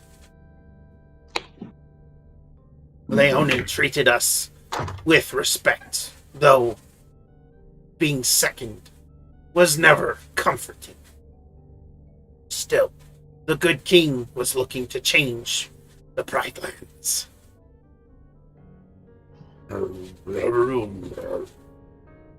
Then the usurper. Is he fucking Treebeard? You get the feeling that speaking in non-Null is hard. Oh, okay. Not his first language. Like the Yeah, first we're thing that kind of comes. assholes to make him speak a language he's not comfortable with. Hey, Yeah, no, he started talking to me first. But Who basically goes to the pack and doesn't speak? Who doesn't go to the meeting and doesn't speak the language? mostly he I do. mostly the growling is him like reloading. Basically, think like he has to reload for sentences. Like the typewriter. No, got it. Yep. But you just gotta recharge it. as he stands there, the others were changed first. That is how he did it. We have bided our time. And I believe these others are unredeemable, if I recall correctly. He nods, and he looks sad. He looks deflated, and at the thought of them, there is a just deep sorrow that fills him, and you can tell this as he just shakes his head. They were our brother tribe. They were the shield to our spear. We were as one. I am sorry for your loss, Chief. You see him clench the spear and it glows ever so slightly. The usurper has much to pay for, but while I believe the prince who was never king is alive and well, you must forgive if I do not trust as readily. You say you are enemies of usurper, and that has granted you some trust. For no one would dare say so unless it was true. Even we do not say so aloud, as the other hyenas, the dogs of the usurper, as we call them. They have ears, though without their mouthpiece, they cannot speak to him. It is fortunate that you have come when you have, as we have his maker. But that is... Excuse me, his maker? He did not work alone to craft others into monsters, into the wrongness. He had outside help. A strange creature it was that we found, but we found it, and we have it here. It stays under key and guard, but it is cooperative.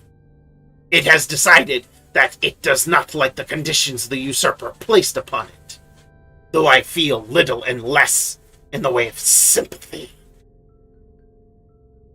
Past crimes. However, I would ask that you prove yourselves friends to not only Leon and the Plains Hunters, but also to the Wildlands. There are two creatures that are trapped. They were once balanced keepers, like we were. One the spear, one the shield.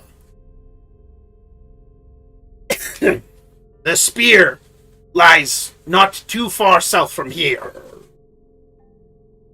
It is a great bird. Phoenix, some might call it.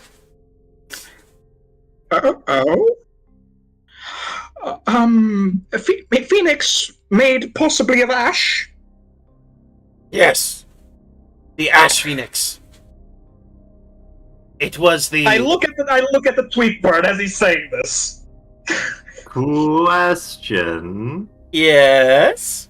So normally when you wild shape, you retain your retain your mental faculties. No, I put the egg in the cart. The egg's in the cart. You do still have the cart. Yeah. Oh, it's okay. It's parked outside. Yeah. But as Gnorox. Whoa. Yes. Maybe outside, but at least not here. Because Lee and Ko, or I'm sorry, Ka and Ko, Lee. Okay. still yeah. have the cart. So it's at Oh! least outside. At Okay. the very least. Because Yuki's planning to join up with them, but I just want to throw that out there that actually has a set location.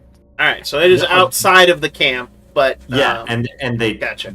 are they taking it with them, or are they just? Well, they don't know you put it in the cart, so yeah. They have... That's okay. He I was just just stole saying- your shit! No. They I was haven't just left checking. yet, but they are planning to, so... Yeah, they haven't left your Yeah. campsite yet, but they are planning to do so. Yeah, From my All understanding, they are kind of waiting for Yuki to join them.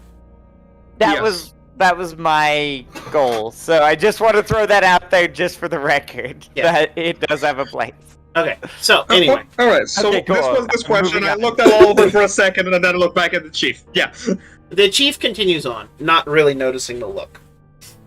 The Ash Phoenix was the Prideland's balance keeper. There are 4 such great creatures. The Ash Phoenix, the Earthen...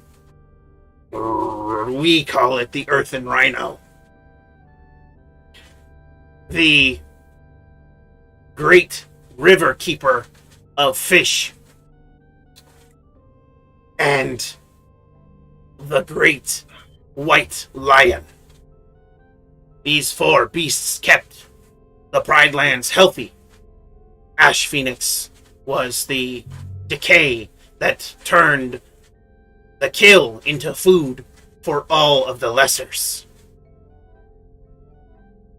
The circle, the cycle, as we call it. It thrived, but 2 of the creatures were brought low. The Ash Phoenix was bound in place, forced to create in shadows wolves of ash and death. It is why we no longer venture south. The Earthen Rhino, distant child of Elephant, was meant to be the earth that was tilled and grew anew. The cycle of plants in the world. And this Earthen Rhino was also disturbed. Indeed. He is bound to earth and shadow. To the west Where about? lies To a the cave. west. The cave looks like the mouth of one of my kind. Inside, he is chained and imprisoned by the other of the makers. Though I think that one be in chains himself. The strange one, who made the others, told of a he called it co-worker.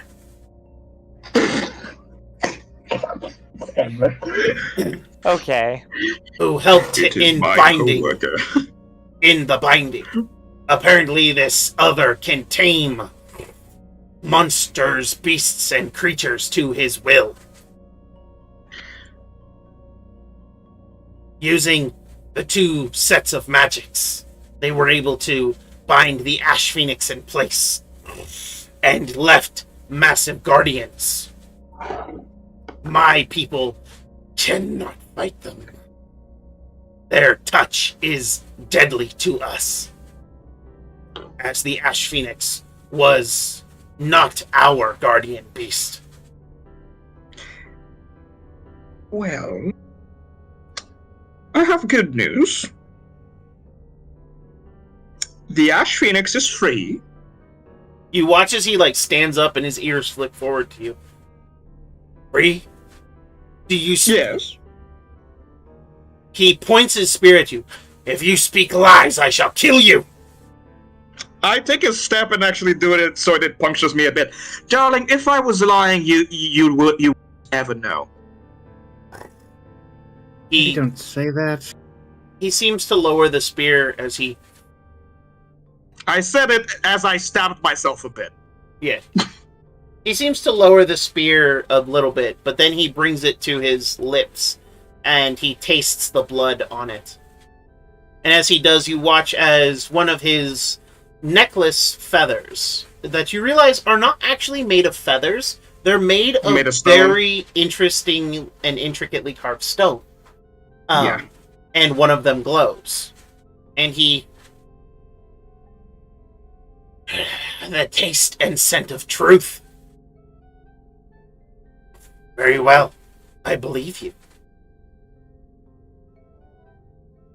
If you have the Ash Phoenix egg, please give it to us. We will guard it until it is ready to return. The Ash Phoenix was... Oliver tweets. The Ash Phoenix was the guardian of our brother tribe.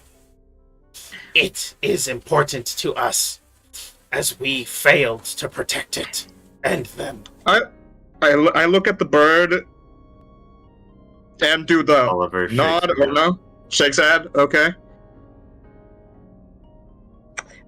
Well, the egg in itself is safe for now.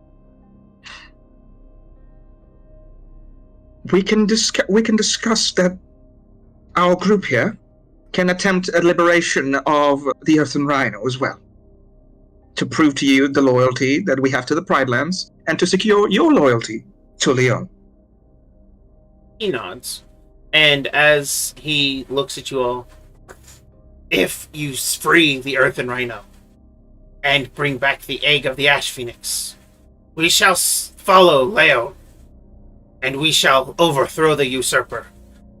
But I have one personal request, if I might.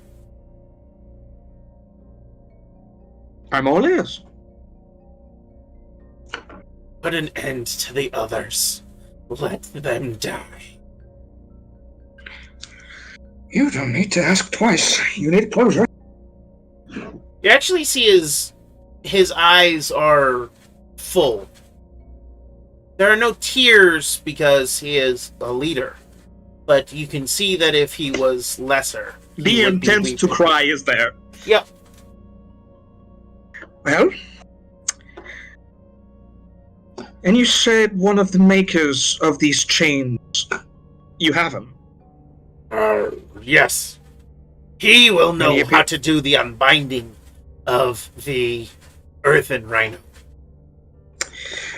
Well, this is the proposal I have. I stay here with you to hash out the details of the treaty, and all of you take whatever it is they are fucking keeping to unbind the Rhino. Alright. I know how much that egg means to Oliver. Mm-hmm. And I want to at least... Yuki's gonna look at Oliver, knowing what the consequences are, as this little bird form. And then looks back over to May and just motions like, okay, let's have a huddle. So, if you would excuse us for a Grand Chief, to discuss the details with my compatriots.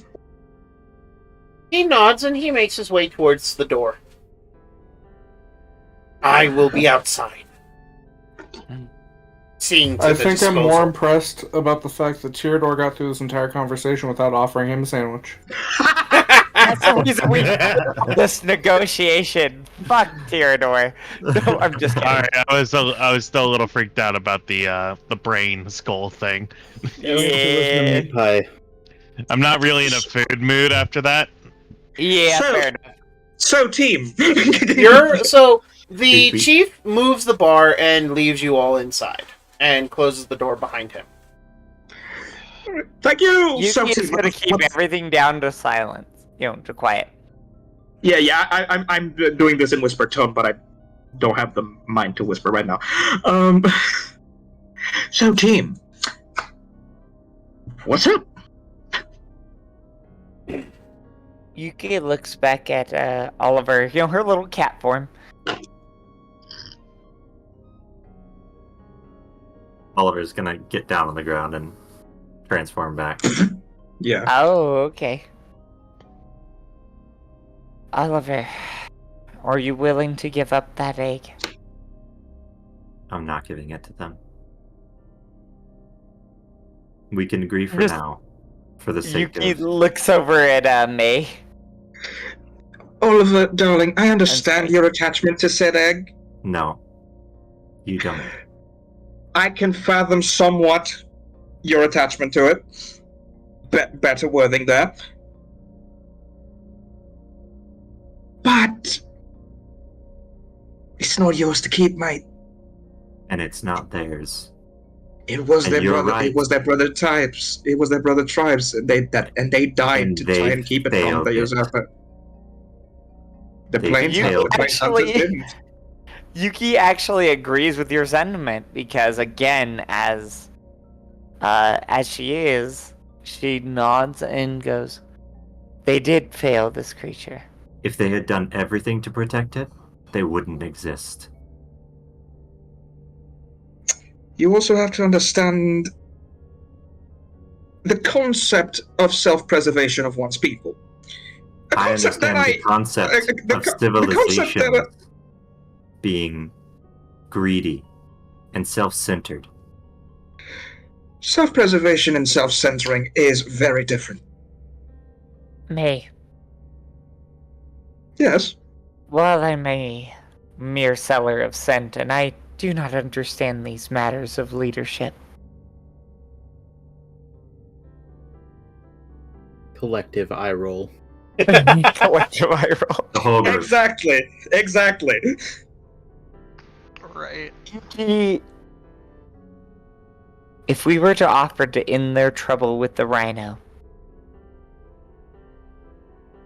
and we duel for the fate of their people, if I am offered upon that, as a gamble, No. That's not as a fucking happening. gamble, you must understand, as a gamble, where they get something for free out of the deal. I have an idea. What if I plant in his ear if I'm spending his own time here? If leaving the egg with a guardian of the wild ones motions to Owl might be a better idea. It's a diplomatic option, Oliver. I Would think save a lot of lives. I think what we should do is agree that we will give To it them. disagree. Go and take care of this problem, prove our usefulness, and explain why we're keeping the egg when we come back. Yuki waves her hand. No, then we're giving them something for free. Exactly. So again, Not me for planting the idea in the chief's head across a couple of days that leaving the egg with a guardian of the wild ones would be a better idea. We could spare a few days for that. Don't you think, Oliver? No, it's the thing is, You you think it'll can work? deal with the rhino. I'll stay back. You take the thing they have in chains. Yes, but that's still giving them something for free. It We're isn't. getting their elite. It'd be hard to capture such a creature. They have it in the basement. Either So- way, I'm going to free that thing. So just as a quick clarity, because I want to make sure that I explained this very clearly. Okay. They have one of the people responsible for making and chaining the Ash Phoenix in their custody. Yes. May Yes. is suggesting, and they have asked, that you take this creature to go free the rhino. During that time, okay. during that time, May stays here Yep. in order to basically. Influence the decision of letting you So- keep the egg. So the And actual. they have said, yeah, So, that they hold do on. want the Ash Phoenix. Sorry. So what Go ahead, they. dude. So the It's basically we're keeping a hostage, so you actually go do the freeing of the Earth and Rhino. We are keeping May here, and May kind of offered himself with that kind of idea in mind, which is, you don't have to just take our word. I will be here as hostage until they return. And you know that I'm an apt escape artist, so you don't have to worry about me. There's that. Hey, I'm not going to sacrifice you. This is not a sacrifice. This is a fucking gimme. There's a lot of no's here. You really think you can escape? I do not can wish be to be in your debt. I'm already in your debt once for other matters. Oliver, I can become one of them. I can become invisible. I can fly. I have things covered. Okay. May. Don't worry about me. Go kick some ass, get that rhino back, and I'll work my magic. What about the rest of us? Go kick some ass, get a rhino back. No, I don't mean what are we doing. What does everyone think? I'm Yuki being is very selfish here. And I'm sorry. Oliver has a motivation, and Yuki is actually gonna back him up on that. I'd prefer to have the deal settled before we leave. And I'm open to suggestions. Again, offer me as a duel. Fuck no! I don't. I'm gonna think take a that spray helps bottle us here. in a minute. They're asking So for what- specific things. I don't think. What Yuki is offering here, just to be very clear, Yuki is offering herself as a gamble for them to get something for free if they kill Yuki. What do they get from killing you? So the idea is that we will hunt this rhino for free, for no cost, for no attachment. They don't have to attach themselves to the Leonian. Nothing. And you gamble your duel for the egg. Exactly. That is what Yuki is offering. And I think it's a very fair gamble out of character. Okay, As I proceeded an idea. I Alright, do proceed to we do a all spray understand. bottle on Yuki's face. Yuki, yeah, the egg is literally on Yuki's face here, but she is doing this purely for Oliver. But then you definitely fight. And you most certainly fucking die fighting that thing! Yuki is actually fairly It's not- confident in her own skills, but His staff isn't she is trying to not make in doubt. himself larger. I'm sorry, what was that, Tobias? One more time. His staff is enchanted to make himself larger and more powerful, along with whatever magics he holds. Size is not all that matters. Click. It's useful. It is. It could make a big difference. But it is a gamble I think we should take. For No. Oliver's sake.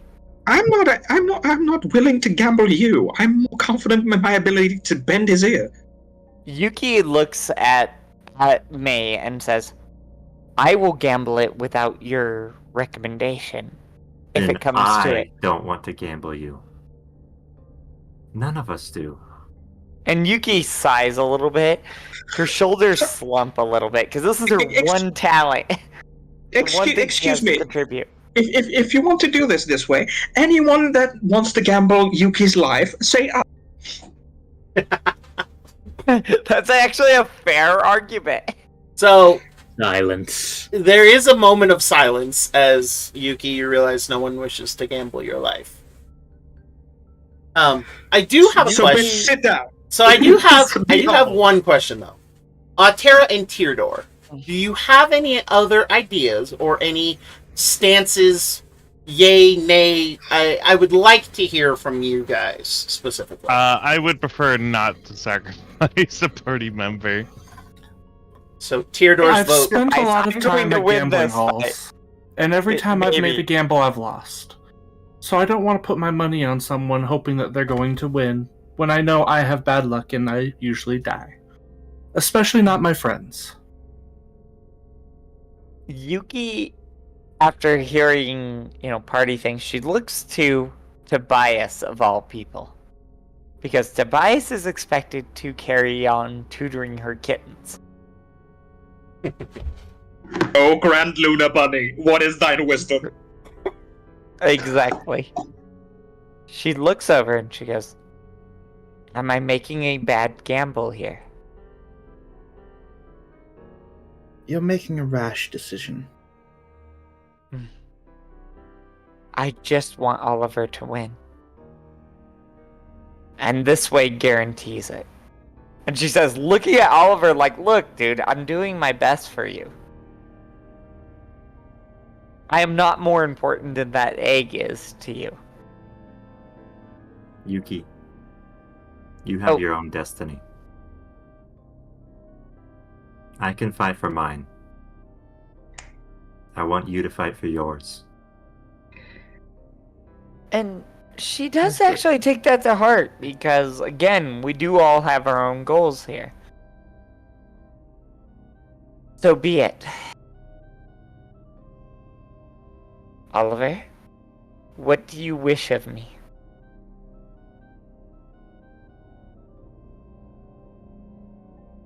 I say we take May's plan. He stays here, tries to convince him, as we go and take care of the rhinoceros. And when we return, If I haven't succeeded, plan B. if you're still willing to fight, then you'll fight. If necessary, if you really think, May, that you can negotiate such a deal, I have a DM question I need to ask really quick. Yeah!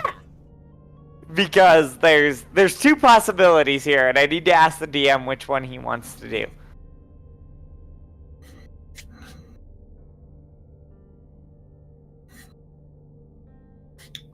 For the record, Altera is stating, if there's anyone that can talk themselves into and out of a problem, it's May. The other round has a point.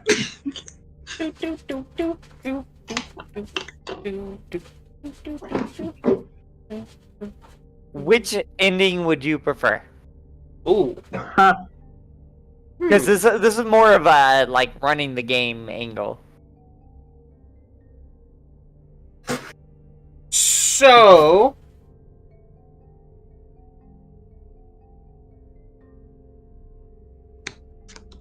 And introduce. Yeah. I think story-wise, I think it makes sense for Yuki to go here, to continue on with the party here. All right. For now. Then that is gonna be what ultimately influences my decision. Yuki is going to go with the party for now. They're going to trust May to do this themselves.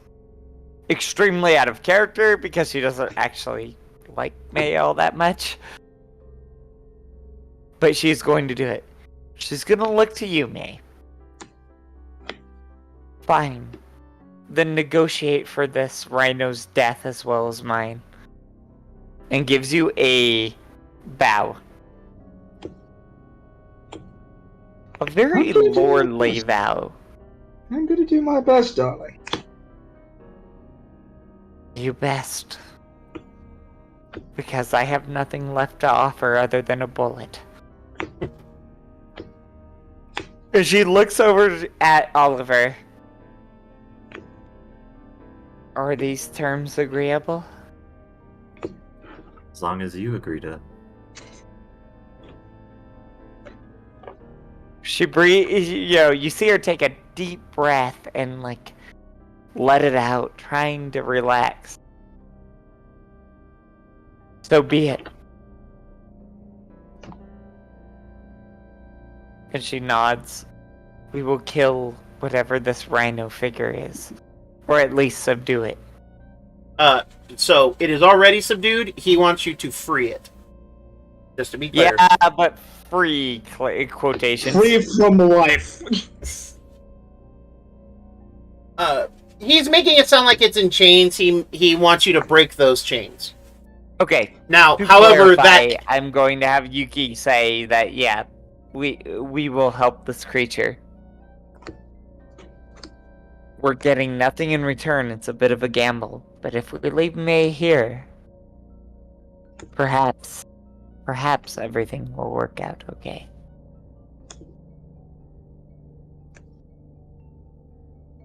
Faith in our. Faith As you in have our faith friend. in your. For what you want me to do if you don't have, buddy? Oliver looks at Tyrador. I believe in us. Aw. And I also believe in your sandwiches. Please, can I have some for the stay? Here. And I just like pick up a basket and just give him a basket. Aw. Ooh, jalapeno. Oh, is that what that is? love it. I just love stack a bunch Tyrador. of shit in order and no. I just No? oh, The J is jeez. pronounced as an Ech. So, And there. Jalapeno. That's cute. Alright. So Yuki is gonna go along with the plan then. indeed. So, 100%. She is behind you, Oliver. You better know what you're doing, and May, you better know what you're doing. Hey, I have a plus 11. Anyway, trust me, I can do this. Trust me, I got friends on the inside. Yes. I got friends on the other side. How about that one? Yeah. And I got friends on the other side. I knew that would happen. Next character. How many of us? That was at least 4 of you. Yep. At least 4 of you. Right. So let's break. Team on 3. 1, 2. Okay, nobody did it. Yuki's just looking at Tobias me is like, standing really? there Like, with his I little don't hand feel up. good. Tobias. Oh. Tobias? No, like hand in for the team on 3. Yeah, hand in for the team on 3, and he's right there, ready to go. Tobias and Lee. Tobias and Altera both went in for the hands, and then Okay, May just Tobias, immediately said, "Nope, Leo. no one's going for it."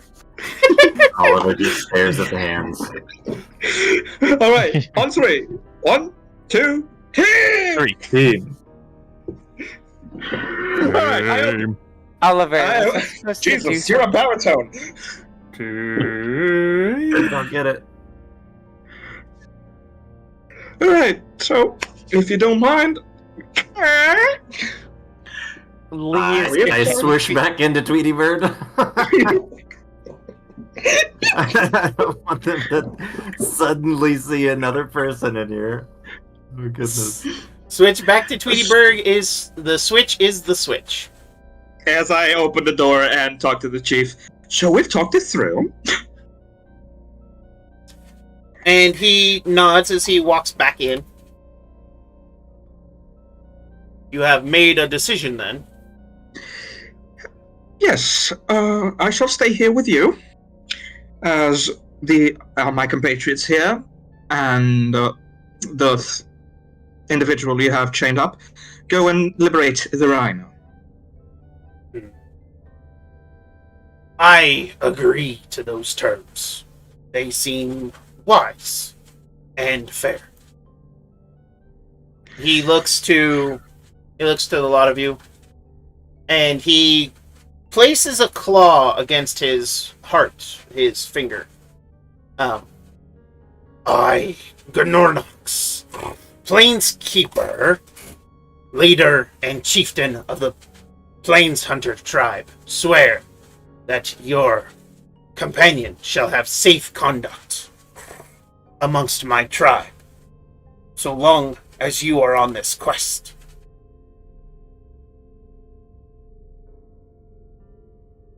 Tara's gonna look up at him on that one, look down, bite her hand to get a little bit of blood flowing, and hold her hand out.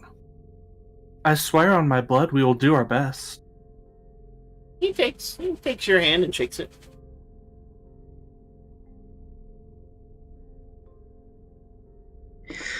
Well, that is wonderful.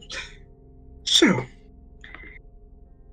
shall we begin? I have to set up and start working on some drafts. But, yes. The chieftain gestures to basically it's a cot.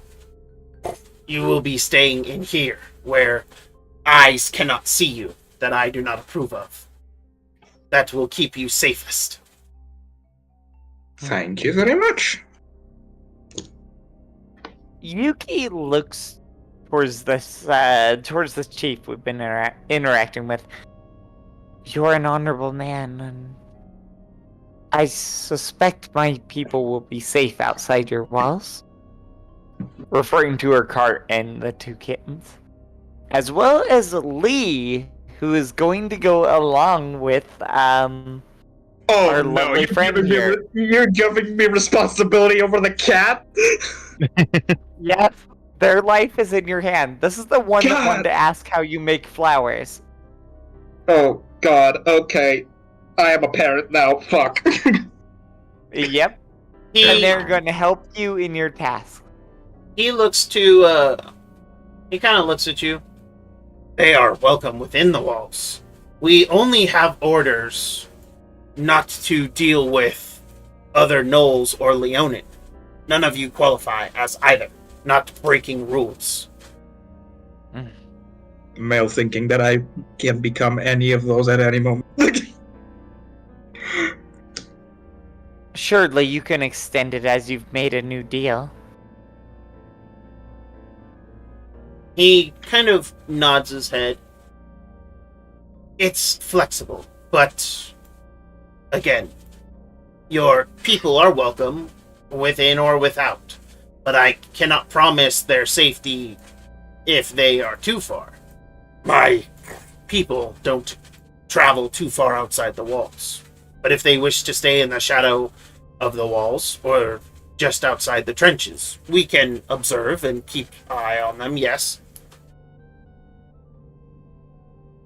Good. But they will hide underneath your walls. If anything were to threaten you, would also threaten you.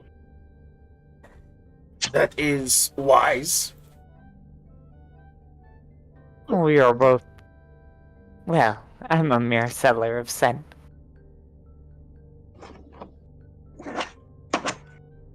Pause He for eye tilts roll. his head. Exactly, collective eye roll. It's a fun meme. I'm gonna press it as hard as I can. I'm a male seller of scent, everyone in unison. He just tilts his head, like, completely confused, but he nods. Well, if agreed then. And he pulls out a key from amongst his adornments, easily just snapping the leather cord that it's hanging on off and offering it. This is the key to this cell. The guards who brought you in shall take you to the one in question. Be warned, though. He's ugly. Damn.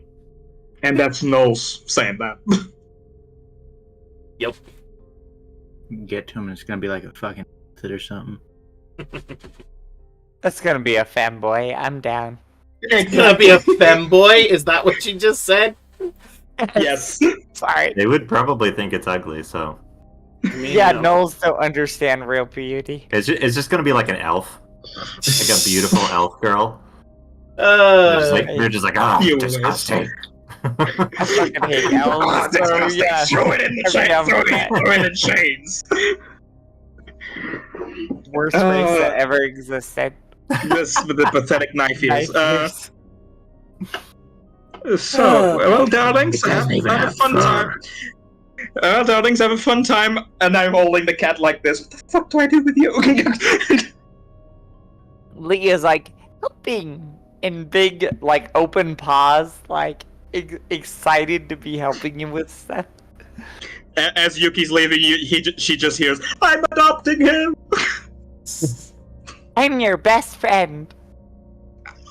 By the way, you have pretty feathers. They're also delicious. They're also delicious. It's like lightly noms on them. Like holding the cat like baby. If anything happens to him, I will kill everyone in this room and myself. But with that, That's like a week's worth of dinner, says Lee very enthusiastically. as you all exit, the guard outside looks at you all. Come with me, yes? Mm. And he leads you towards where the I was just animal. making sure. I wasn't sure if you wanted it on or not. Oh, sorry, I'm on hot mic. Sorry. Hot mic indeed. Yes, we do. Matt, We you want one. sounded too seductive on that hot mic. Oh baby, oh baby. Listen, I won't ever say no to a show.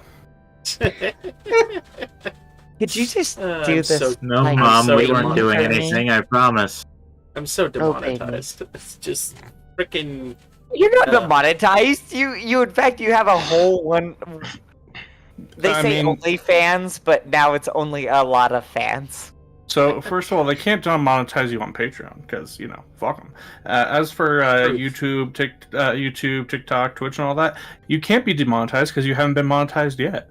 Wow, hurtful. Boom. Roasted. I wasn't And even they gonna go never there. will. Ooh. I mean, that was hotter than Theodore's beef roasts. Yeah, I have morals. With I the don't. jalapenos. Who you lying? Something Who are you lying to over there? I have A morals. boulder Who you lying to? Came from out of the I sky. have plenty of morals. Oh no! Watch out, Tara. The day I even joke about having morals is the day that something is going to smite me. Right. But you guys are led to where the animal pens are, and soon enough, there is one of these like yurts that has been reinforced. You can see that over the mud is a wooden framework that seems to bend and kind of constrict over it, and as it does, you can see that the door is also different. It is made of wooden fibers that are woven together, and the guard, strange one, you are being made use of. You said you wanted to undo your wrongs. This is how.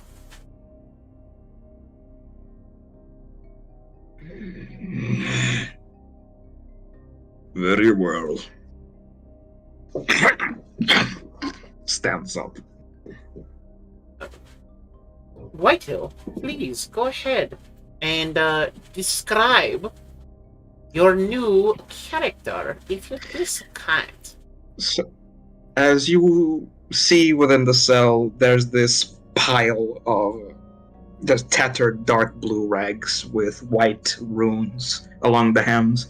As it moves, you see it stand up to about 4 or 5 feet in height, with a heavy hunch. As the hood is obscuring the head, but you see clawed, scaly hands out of the sleeves. And as the face looks towards you, you see a singular light blue cyclopean eye, the size of its face, looking at you. And this toothy grin with teeth missing and ragged and sharp. These to be my escorts. You will be assisting them in freeing the Earthen Rhino. Very well. And I just like present the claws to be unchained. He reaches in and drags a claw down the shackles, which glow with runes and are unlocked. He then looks to it would probably honestly be Yuki who got the key, as May is staying behind. He then looks to Yuki and gestures to the door.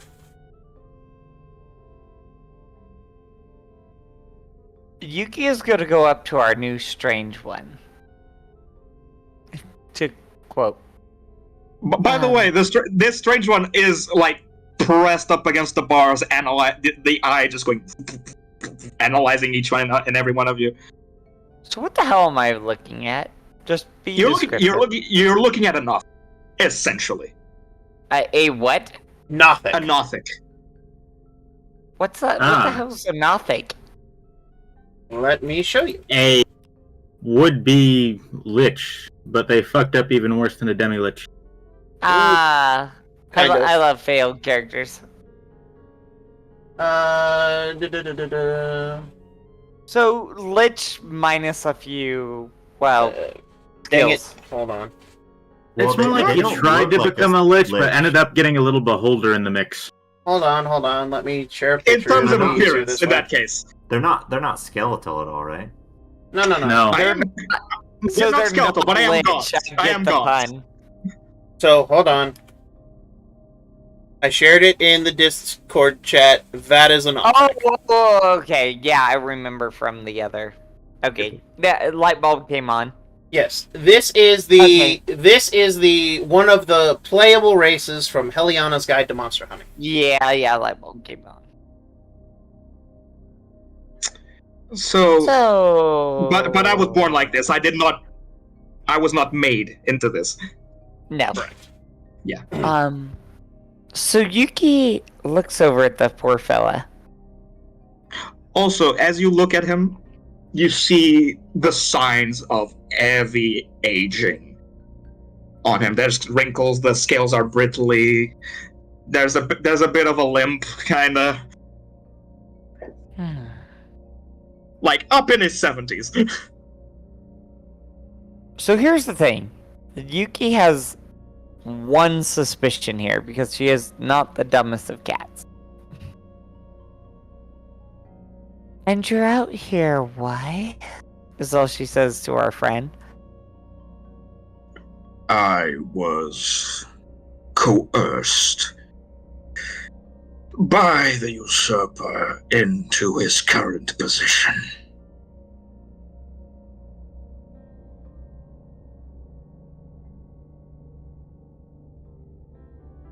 I was given an ultimatum: serve or die. I have too much knowledge to give up to death. Should you look back at the party for a second? Looking at this horrid creature that's supposed to be joining us. I will say that none of the native denizens of the Wildlands have seen a Nothic. Yeah, I have not either. I mean, definitely in character have not seen this.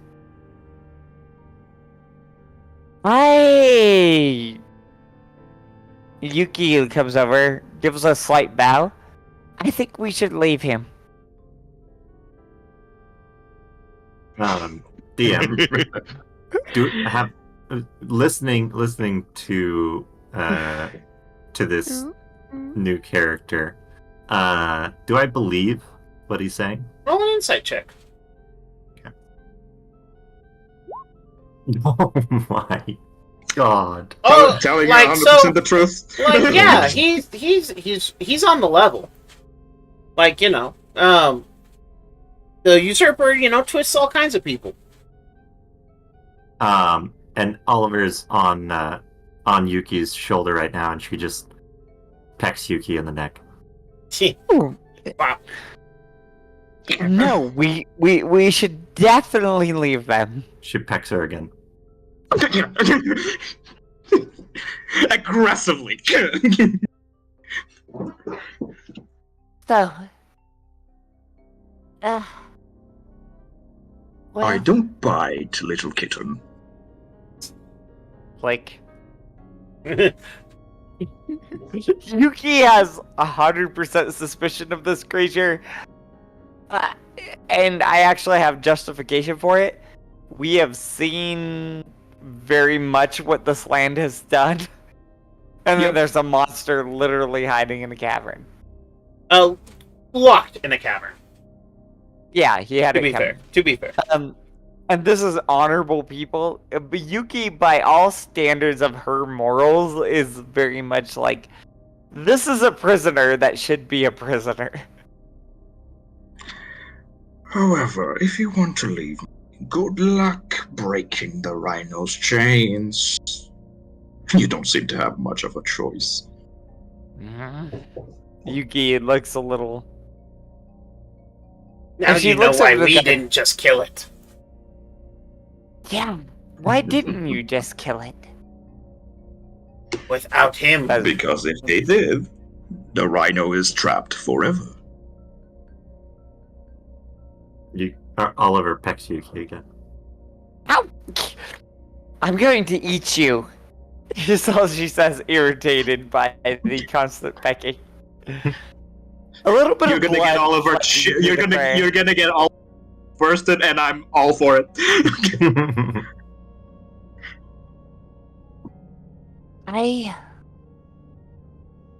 Do you really want this creature with us, Oliver?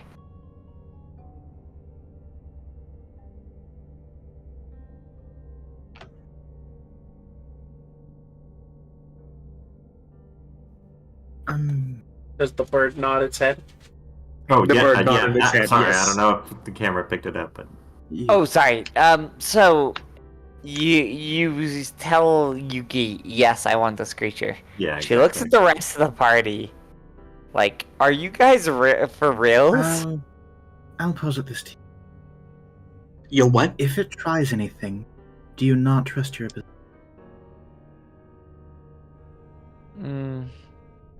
Yuki I am kind of very- looks at it. I am very much of an old man. You can take me. And yet they've got you in a cell. Yuki is using all of her wisdom here to be like, no. But she looks at the rest of the party and decides, right, Worst case scenario, the eyeball is the best tasting part on many creatures. This one would make a great feast. Please keep the That owl. is- Please keep the owl away from me. Terra that is the grins logic I was malevolently. hoping for. Here, she goes over to Have Tyrador. you ever tried fish eyes? I'm sorry, what was that, Tobias? One more I've time. only ever tried fish eyes. I've only ever tried fish eyes. Were they good? A delicacy in the moon, I guarantee. Not particularly. You didn't have them seasoned properly, I'm sure. Hmm. Beef eyes are great, though the testicles are better. So we season the eye if it becomes a problem. Yuki's on board with this, and we'll hand it over to our best cook in the party, which is apparently Tyrador. I'm sorry. I would like what to have I use the- just been given to cook to clarify? I am very much keeping my eye, thank you. So the one rope I have in this party, or at least on this character, is going to be used to tie this creature to Tyrador. Alright. Tyrador, you now 50 have... foot, silk, yada yada yada. So actually, Tyrador, you have seen a Nothic before, though they are denizens of the underworld. Back in the Sovereignty. For obvious reasons. But, you also do know that they aren't usually, like, good creatures, but there are some who are not evil. You just wouldn't call them good. Definitely a reclusive, self-serving kind of a bunch. They're strange. Yeah. Got Yeah, it. that's why I'm Okay. tying them to you. You have the appropriate amount of skepticism. Minotaur. Interesting. No. No. Your scent is foul. Oh, I reek of death. Yeah. Yeah, Yuki has this kind of character, yeah. She is Even full as you tie him, and he doesn't resist, you just hear him go, "Push for Dave, what he's dying." And you God, see, we should bury him. and you see bones that were in the cage.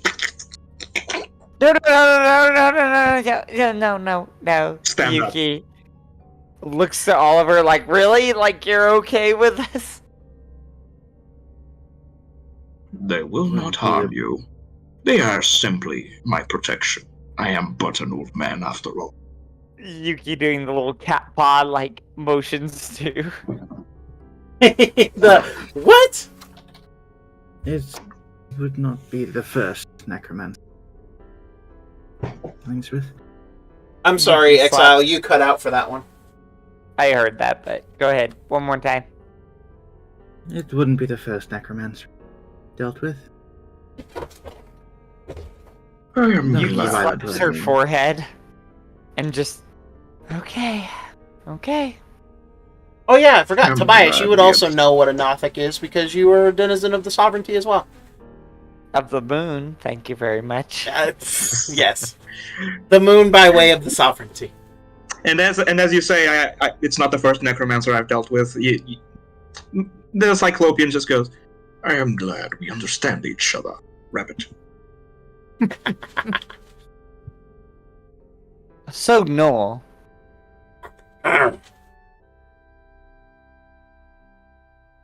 He can growled in we acknowledgement. not bring him?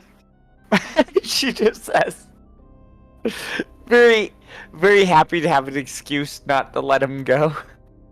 But it's a long shot. He knows way to free Rhino.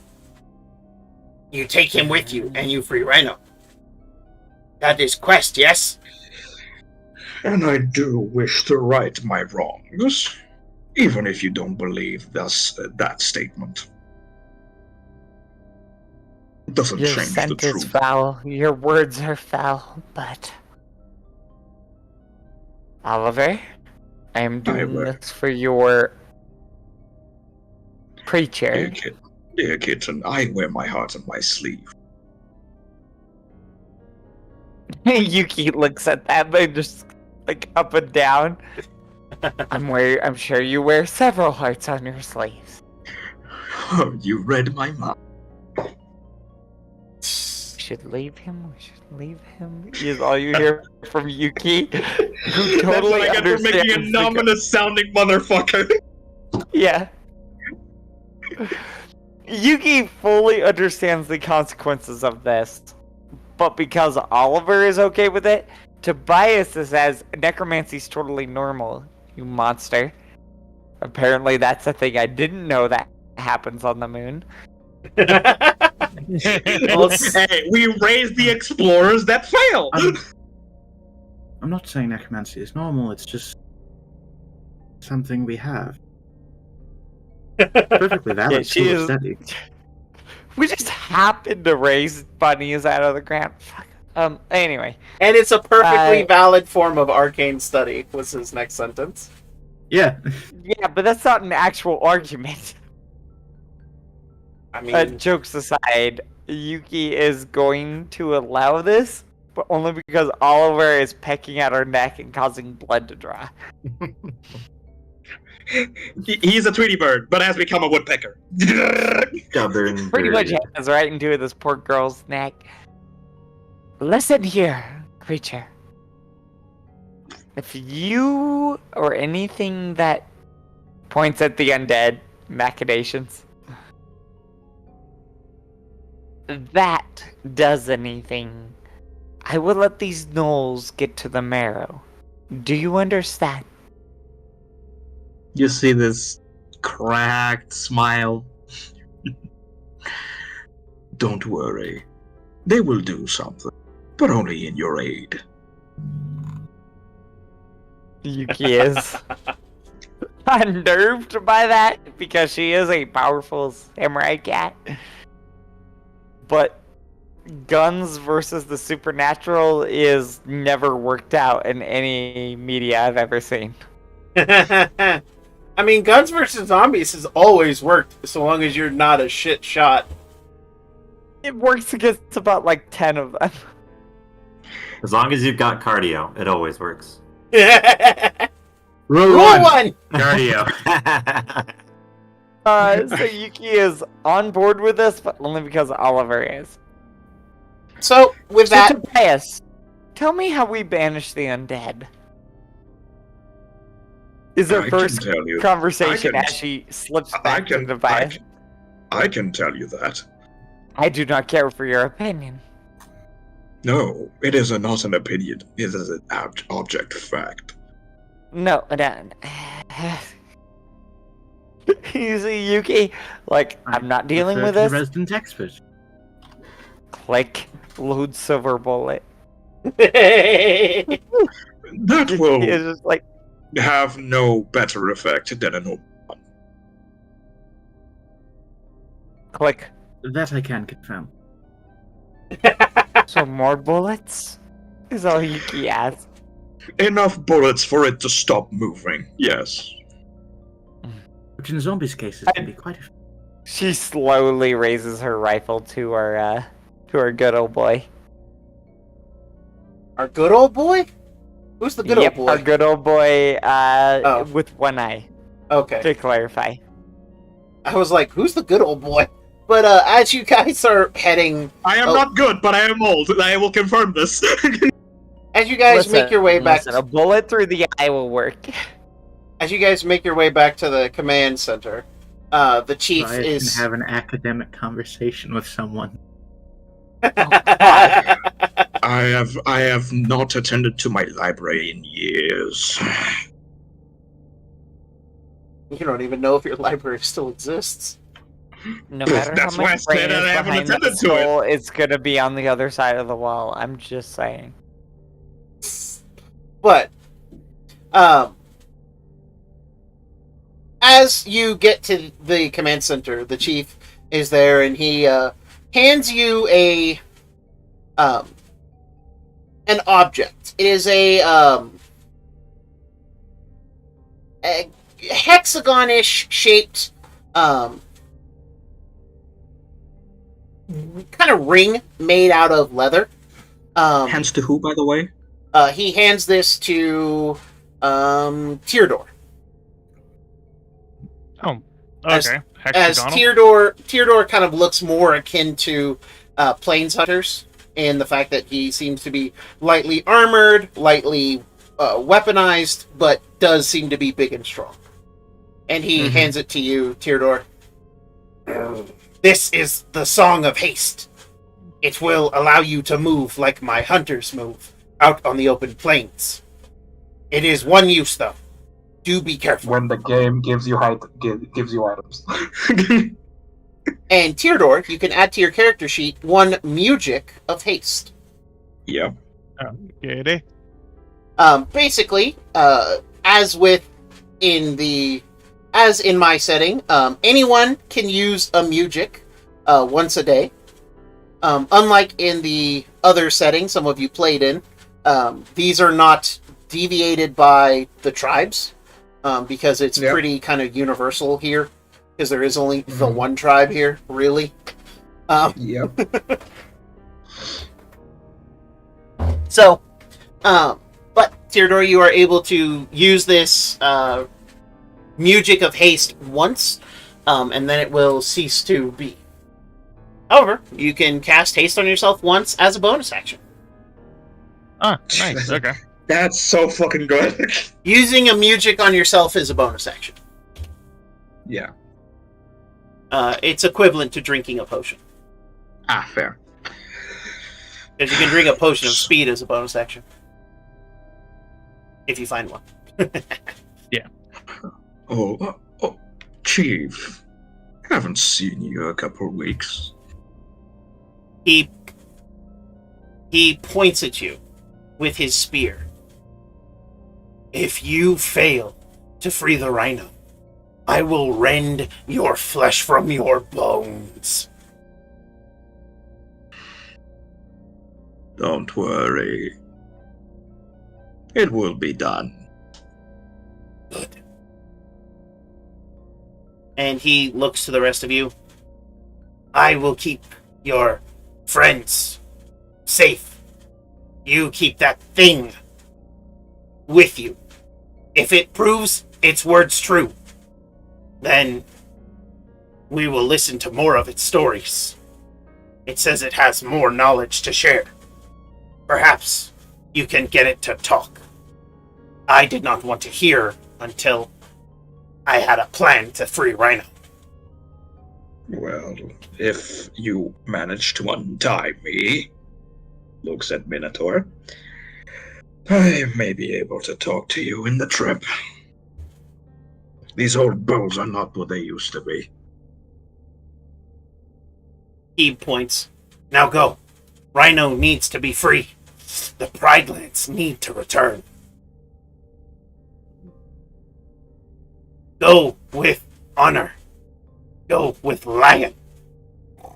And good hunting.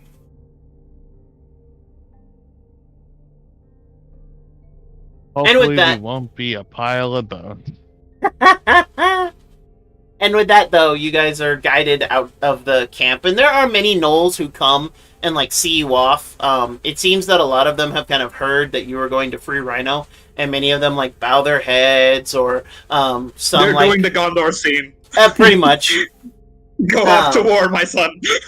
Yeah, pretty much. They don't have flowers though, but they are throwing like little scraps Cactus. of leather. Cacti. Like leather that's far too small to be of any use to anything other than like, you know, as like an emergency tie or patch they're like throwing out in front of you. And you guys have an actual procession. The When we skeletons, lost a they bird have and scraps gained of an armor. eyeball. One of the Knoll cubs runs up to Tobias and hands him a little straw and wood figurine that kind of looks like a rabbit, maybe. And then runs off. I'm adding that to my inventory. You can. Please do. But It will be precious. It shall be my parting memory of from this world. So it's a straw bunny. Yep. It's a straw bunny. But Oh, it's so cute. as you all, are guided out, you guys can make your way back to your old campsite to let Yuki's kittens know that they are to, stay close to the Knoll encampment and they will be protected. Apparently, they're supposed to guard some kind of egg. Yes, they are guarding and keeping hidden and secret Oliver? the Ash Phoenix. Mm-hmm. Or They have no idea. Or Oliver, are you taking the Ash Phoenix egg with you guys? Because I will say, if you leave it in the cart, there is a chance that it gets discovered. Not a big one, but there is a chance. Well, yeah, I don't think Oliver would leave it.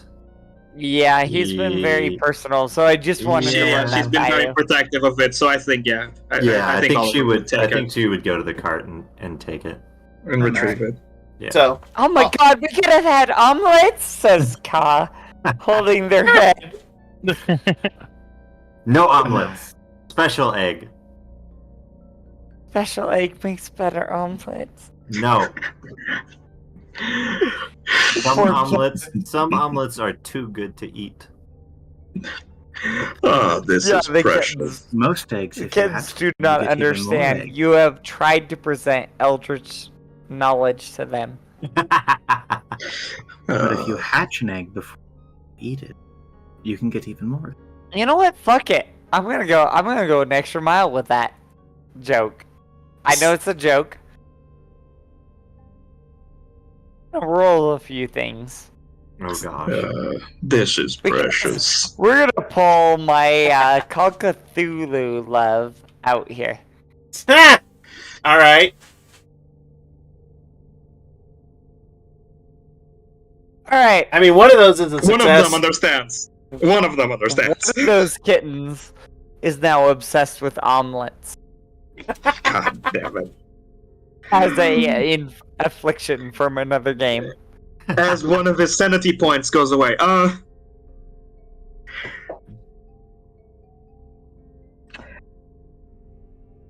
The Nothic is just laughing to himself at holds this their display. head and just dreams about nothing but what a godlike figure could present as a dish.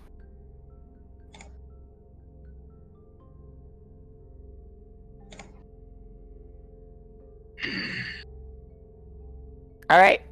So, as you all head to camp, explain to Yuki's kittens the situation, you guys then... I'm sorry. Did you actually introduce your name yet? No. Okay, Nope. Mr. Cyclopean. You By are... the way, I'm sorry for taking so long to ask, but what's your name? Good to know. The civilized among you have manners. Was a little distracted with all the goings on. I try to only learn the names of the people that I know are going to stick around. Otherwise, they fall to the wayside. How do you expect them to stick around if you never learn their name? I am known as Marvish Kanu. I'm gonna call you Marv. Exactly. As most have done. Exact. By the way, that was the intent. The necromancer, Marv.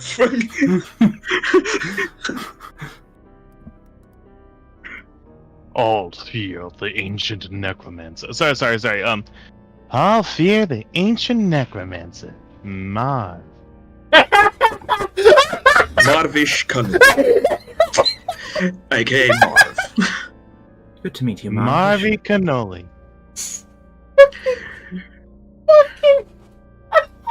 I love how easy it is to break the DM nowadays. Hold on! I'm No! not sure if it's that we're getting more creative or that he's getting weaker. I feel like he's getting weaker. We're not gonna pass that! Hold on! That voice saying, "All hail the great necromancer, Marv." That shit is funny. Objectively funny. Like, we're not gonna speed past that, act like I'm the one tripping here. So No, what you you're are. telling me is I need to go back, grab the clip from this, and make that a sound alert so I can Yes! put it on the soundboard? Yes! All hail the great necromancer, Marv. Marv. I will actually be disappointed in you if you don't. Alright. Note self, make my next character a Southern Belle. Got it. Marv leans down towards the rat. You have the bearing of a scholar and a gentleman. What is your name? I am Tobias. Good to know, and nice to meet you, Tobias. Who is the buffoon that I am tied to? So rude! You can call me Sandwich Man, mister.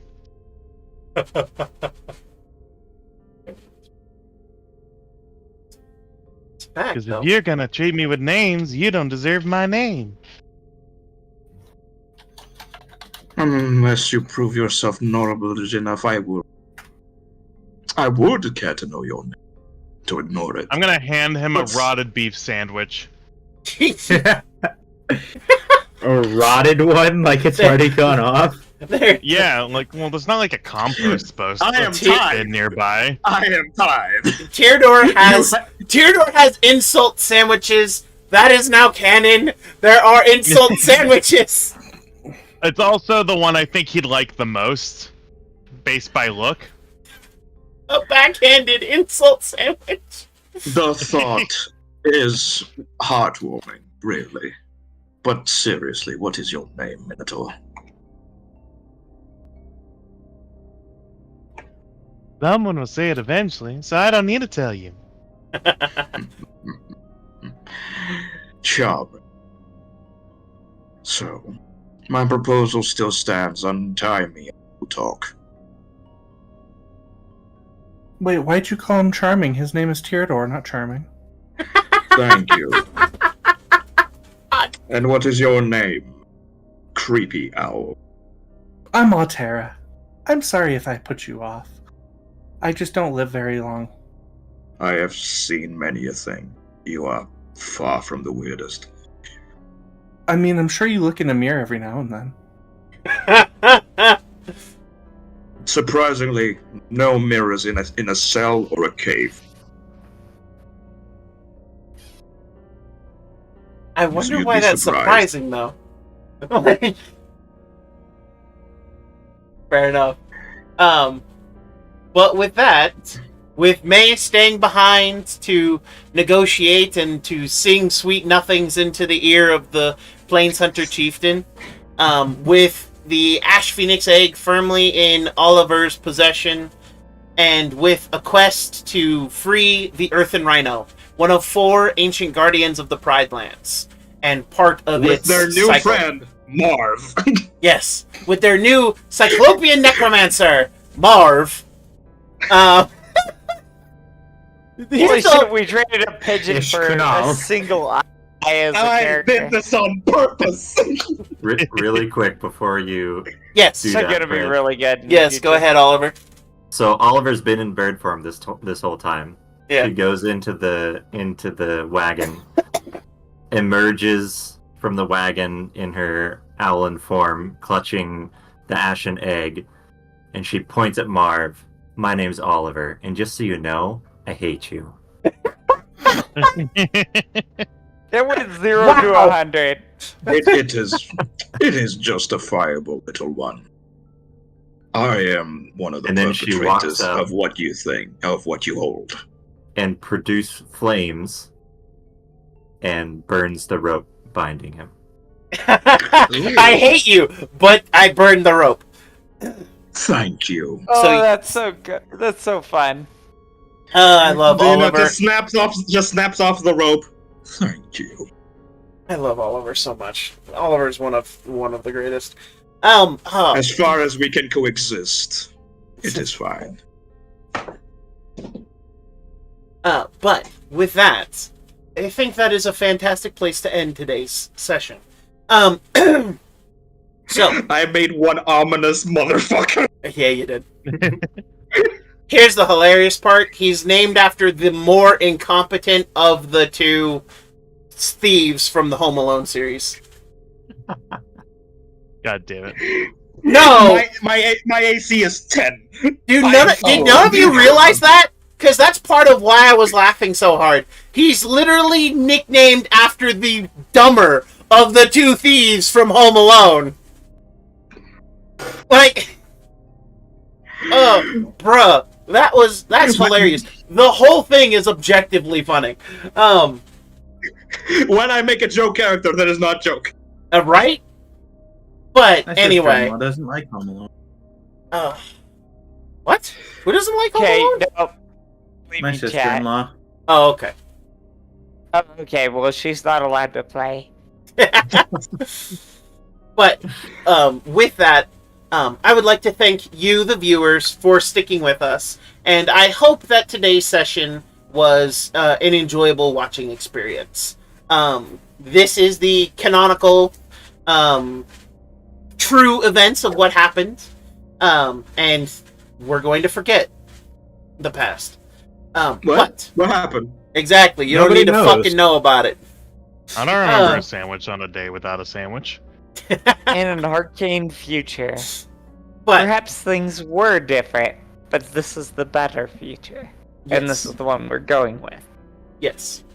However, I would like to thank all of you, my beautiful patients and my beautiful observationists, so very much for tuning in to this surgery we have performed here today. The Wildlands is my favorite setting, and I do love this particular setting. Also, I do apologize. I seem to be coughing up a lot of the phlegm from the last time when I was sick. So I've been coughing all evening. I do apologize. However, I am on the mend, and you will see me more consistently. As I said earlier, I will be starting to kind of introduce new ways of, new formats into my various streaming platforms. I stream to Facebook, Twitch, YouTube, and now on Kick. I am at 58 followers here on Twitch. I have 58 Twitch patients, and I am so very grateful to all of them. Thank you to DCE Chrono FD, who followed while I was not streaming. Also, thank you to Kitty Lover. I think it's 02334. Yep. Thank you so much for the follow. I hope you guys are enjoying the show and the content that I provide. Kitty lover. I wonder who their favorite character is. But of course, I It's the am bunny. I am just one half of this table, and while I am an integral part, an even more integral part of this table are my fantastic, amazing cast of characters. Unfortunately, Gobsy and his player Eric did have to bounce a little early due to, reasons. But I want to thank all of my amazing characters and players here today.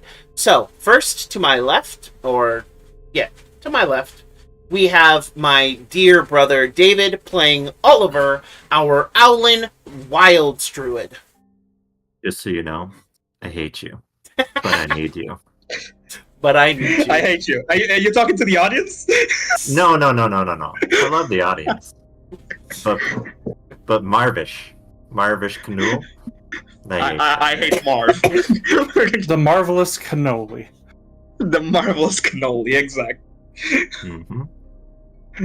Don't you see? I am walking here. You made a character integral to Oliver's plot, sir. Yeah, dude. Part of what happened is my fault. Yup, 100%. To my coercion. I was made to do it. To my right, we have Exile playing Tobias, our Harengon artificer. The Celestial Bunny. Hello. I'm nobody's problematic fave. He is going to be my academic bestie. To my bottom left, we have Mr. Whitehill, who is temporarily, or maybe permanently, kind of depends, hanging up May to embrace Mr. Marv, our Cyclopean Necromancer, courtesy of Heliana's Guide to Monster Hunting. It is a pleasure to be here with you.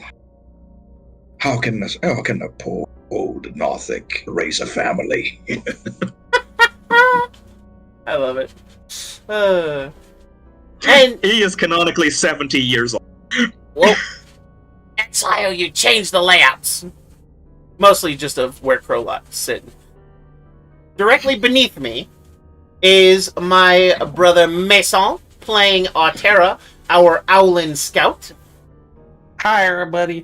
I'm effectively efficient apparently because we now have this. I'll fear the ancient necromancer. Mod. That's awesome. Can you keep that as a button for a bit?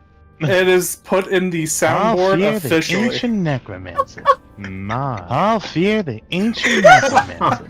Mod. Now we have now White has a character announcement. If my skeletons can talk, that's what they're gonna. Holy shit! They just do little jazz hands as they part off to the sides. Exactly. Oh, that shit is awesome! My skeletal herald. I'll fear the ancient necromancer. Mod. Holy shit! That's awesome. To my bottom However, right. I need Theodore's voice box. Right. To my bottom right, making his return after getting settled into his new home. We did miss him terribly, but we are so glad to have him back. Is Theodore, our Minotaur Hunter Ranger, played by Mr. Matt. Hi there, everybody. Now remember, chests can be filled with food. They just call sandwiches. And finally... Well, no, a chest can be a sandwich.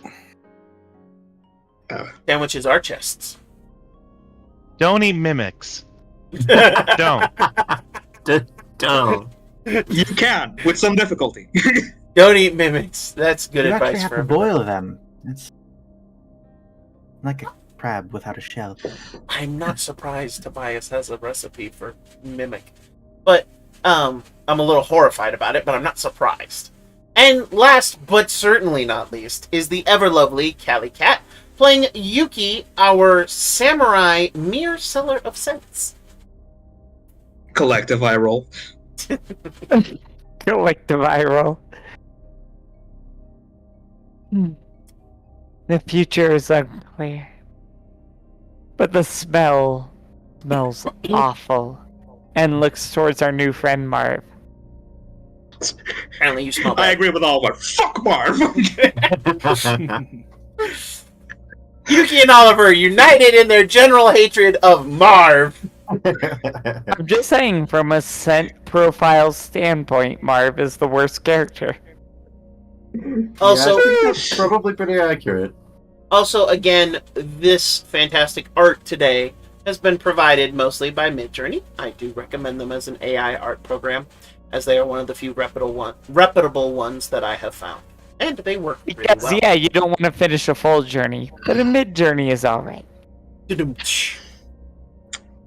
But I have been your lead surgeon for today, your king of the wilds, Dr. John Wolfenstein.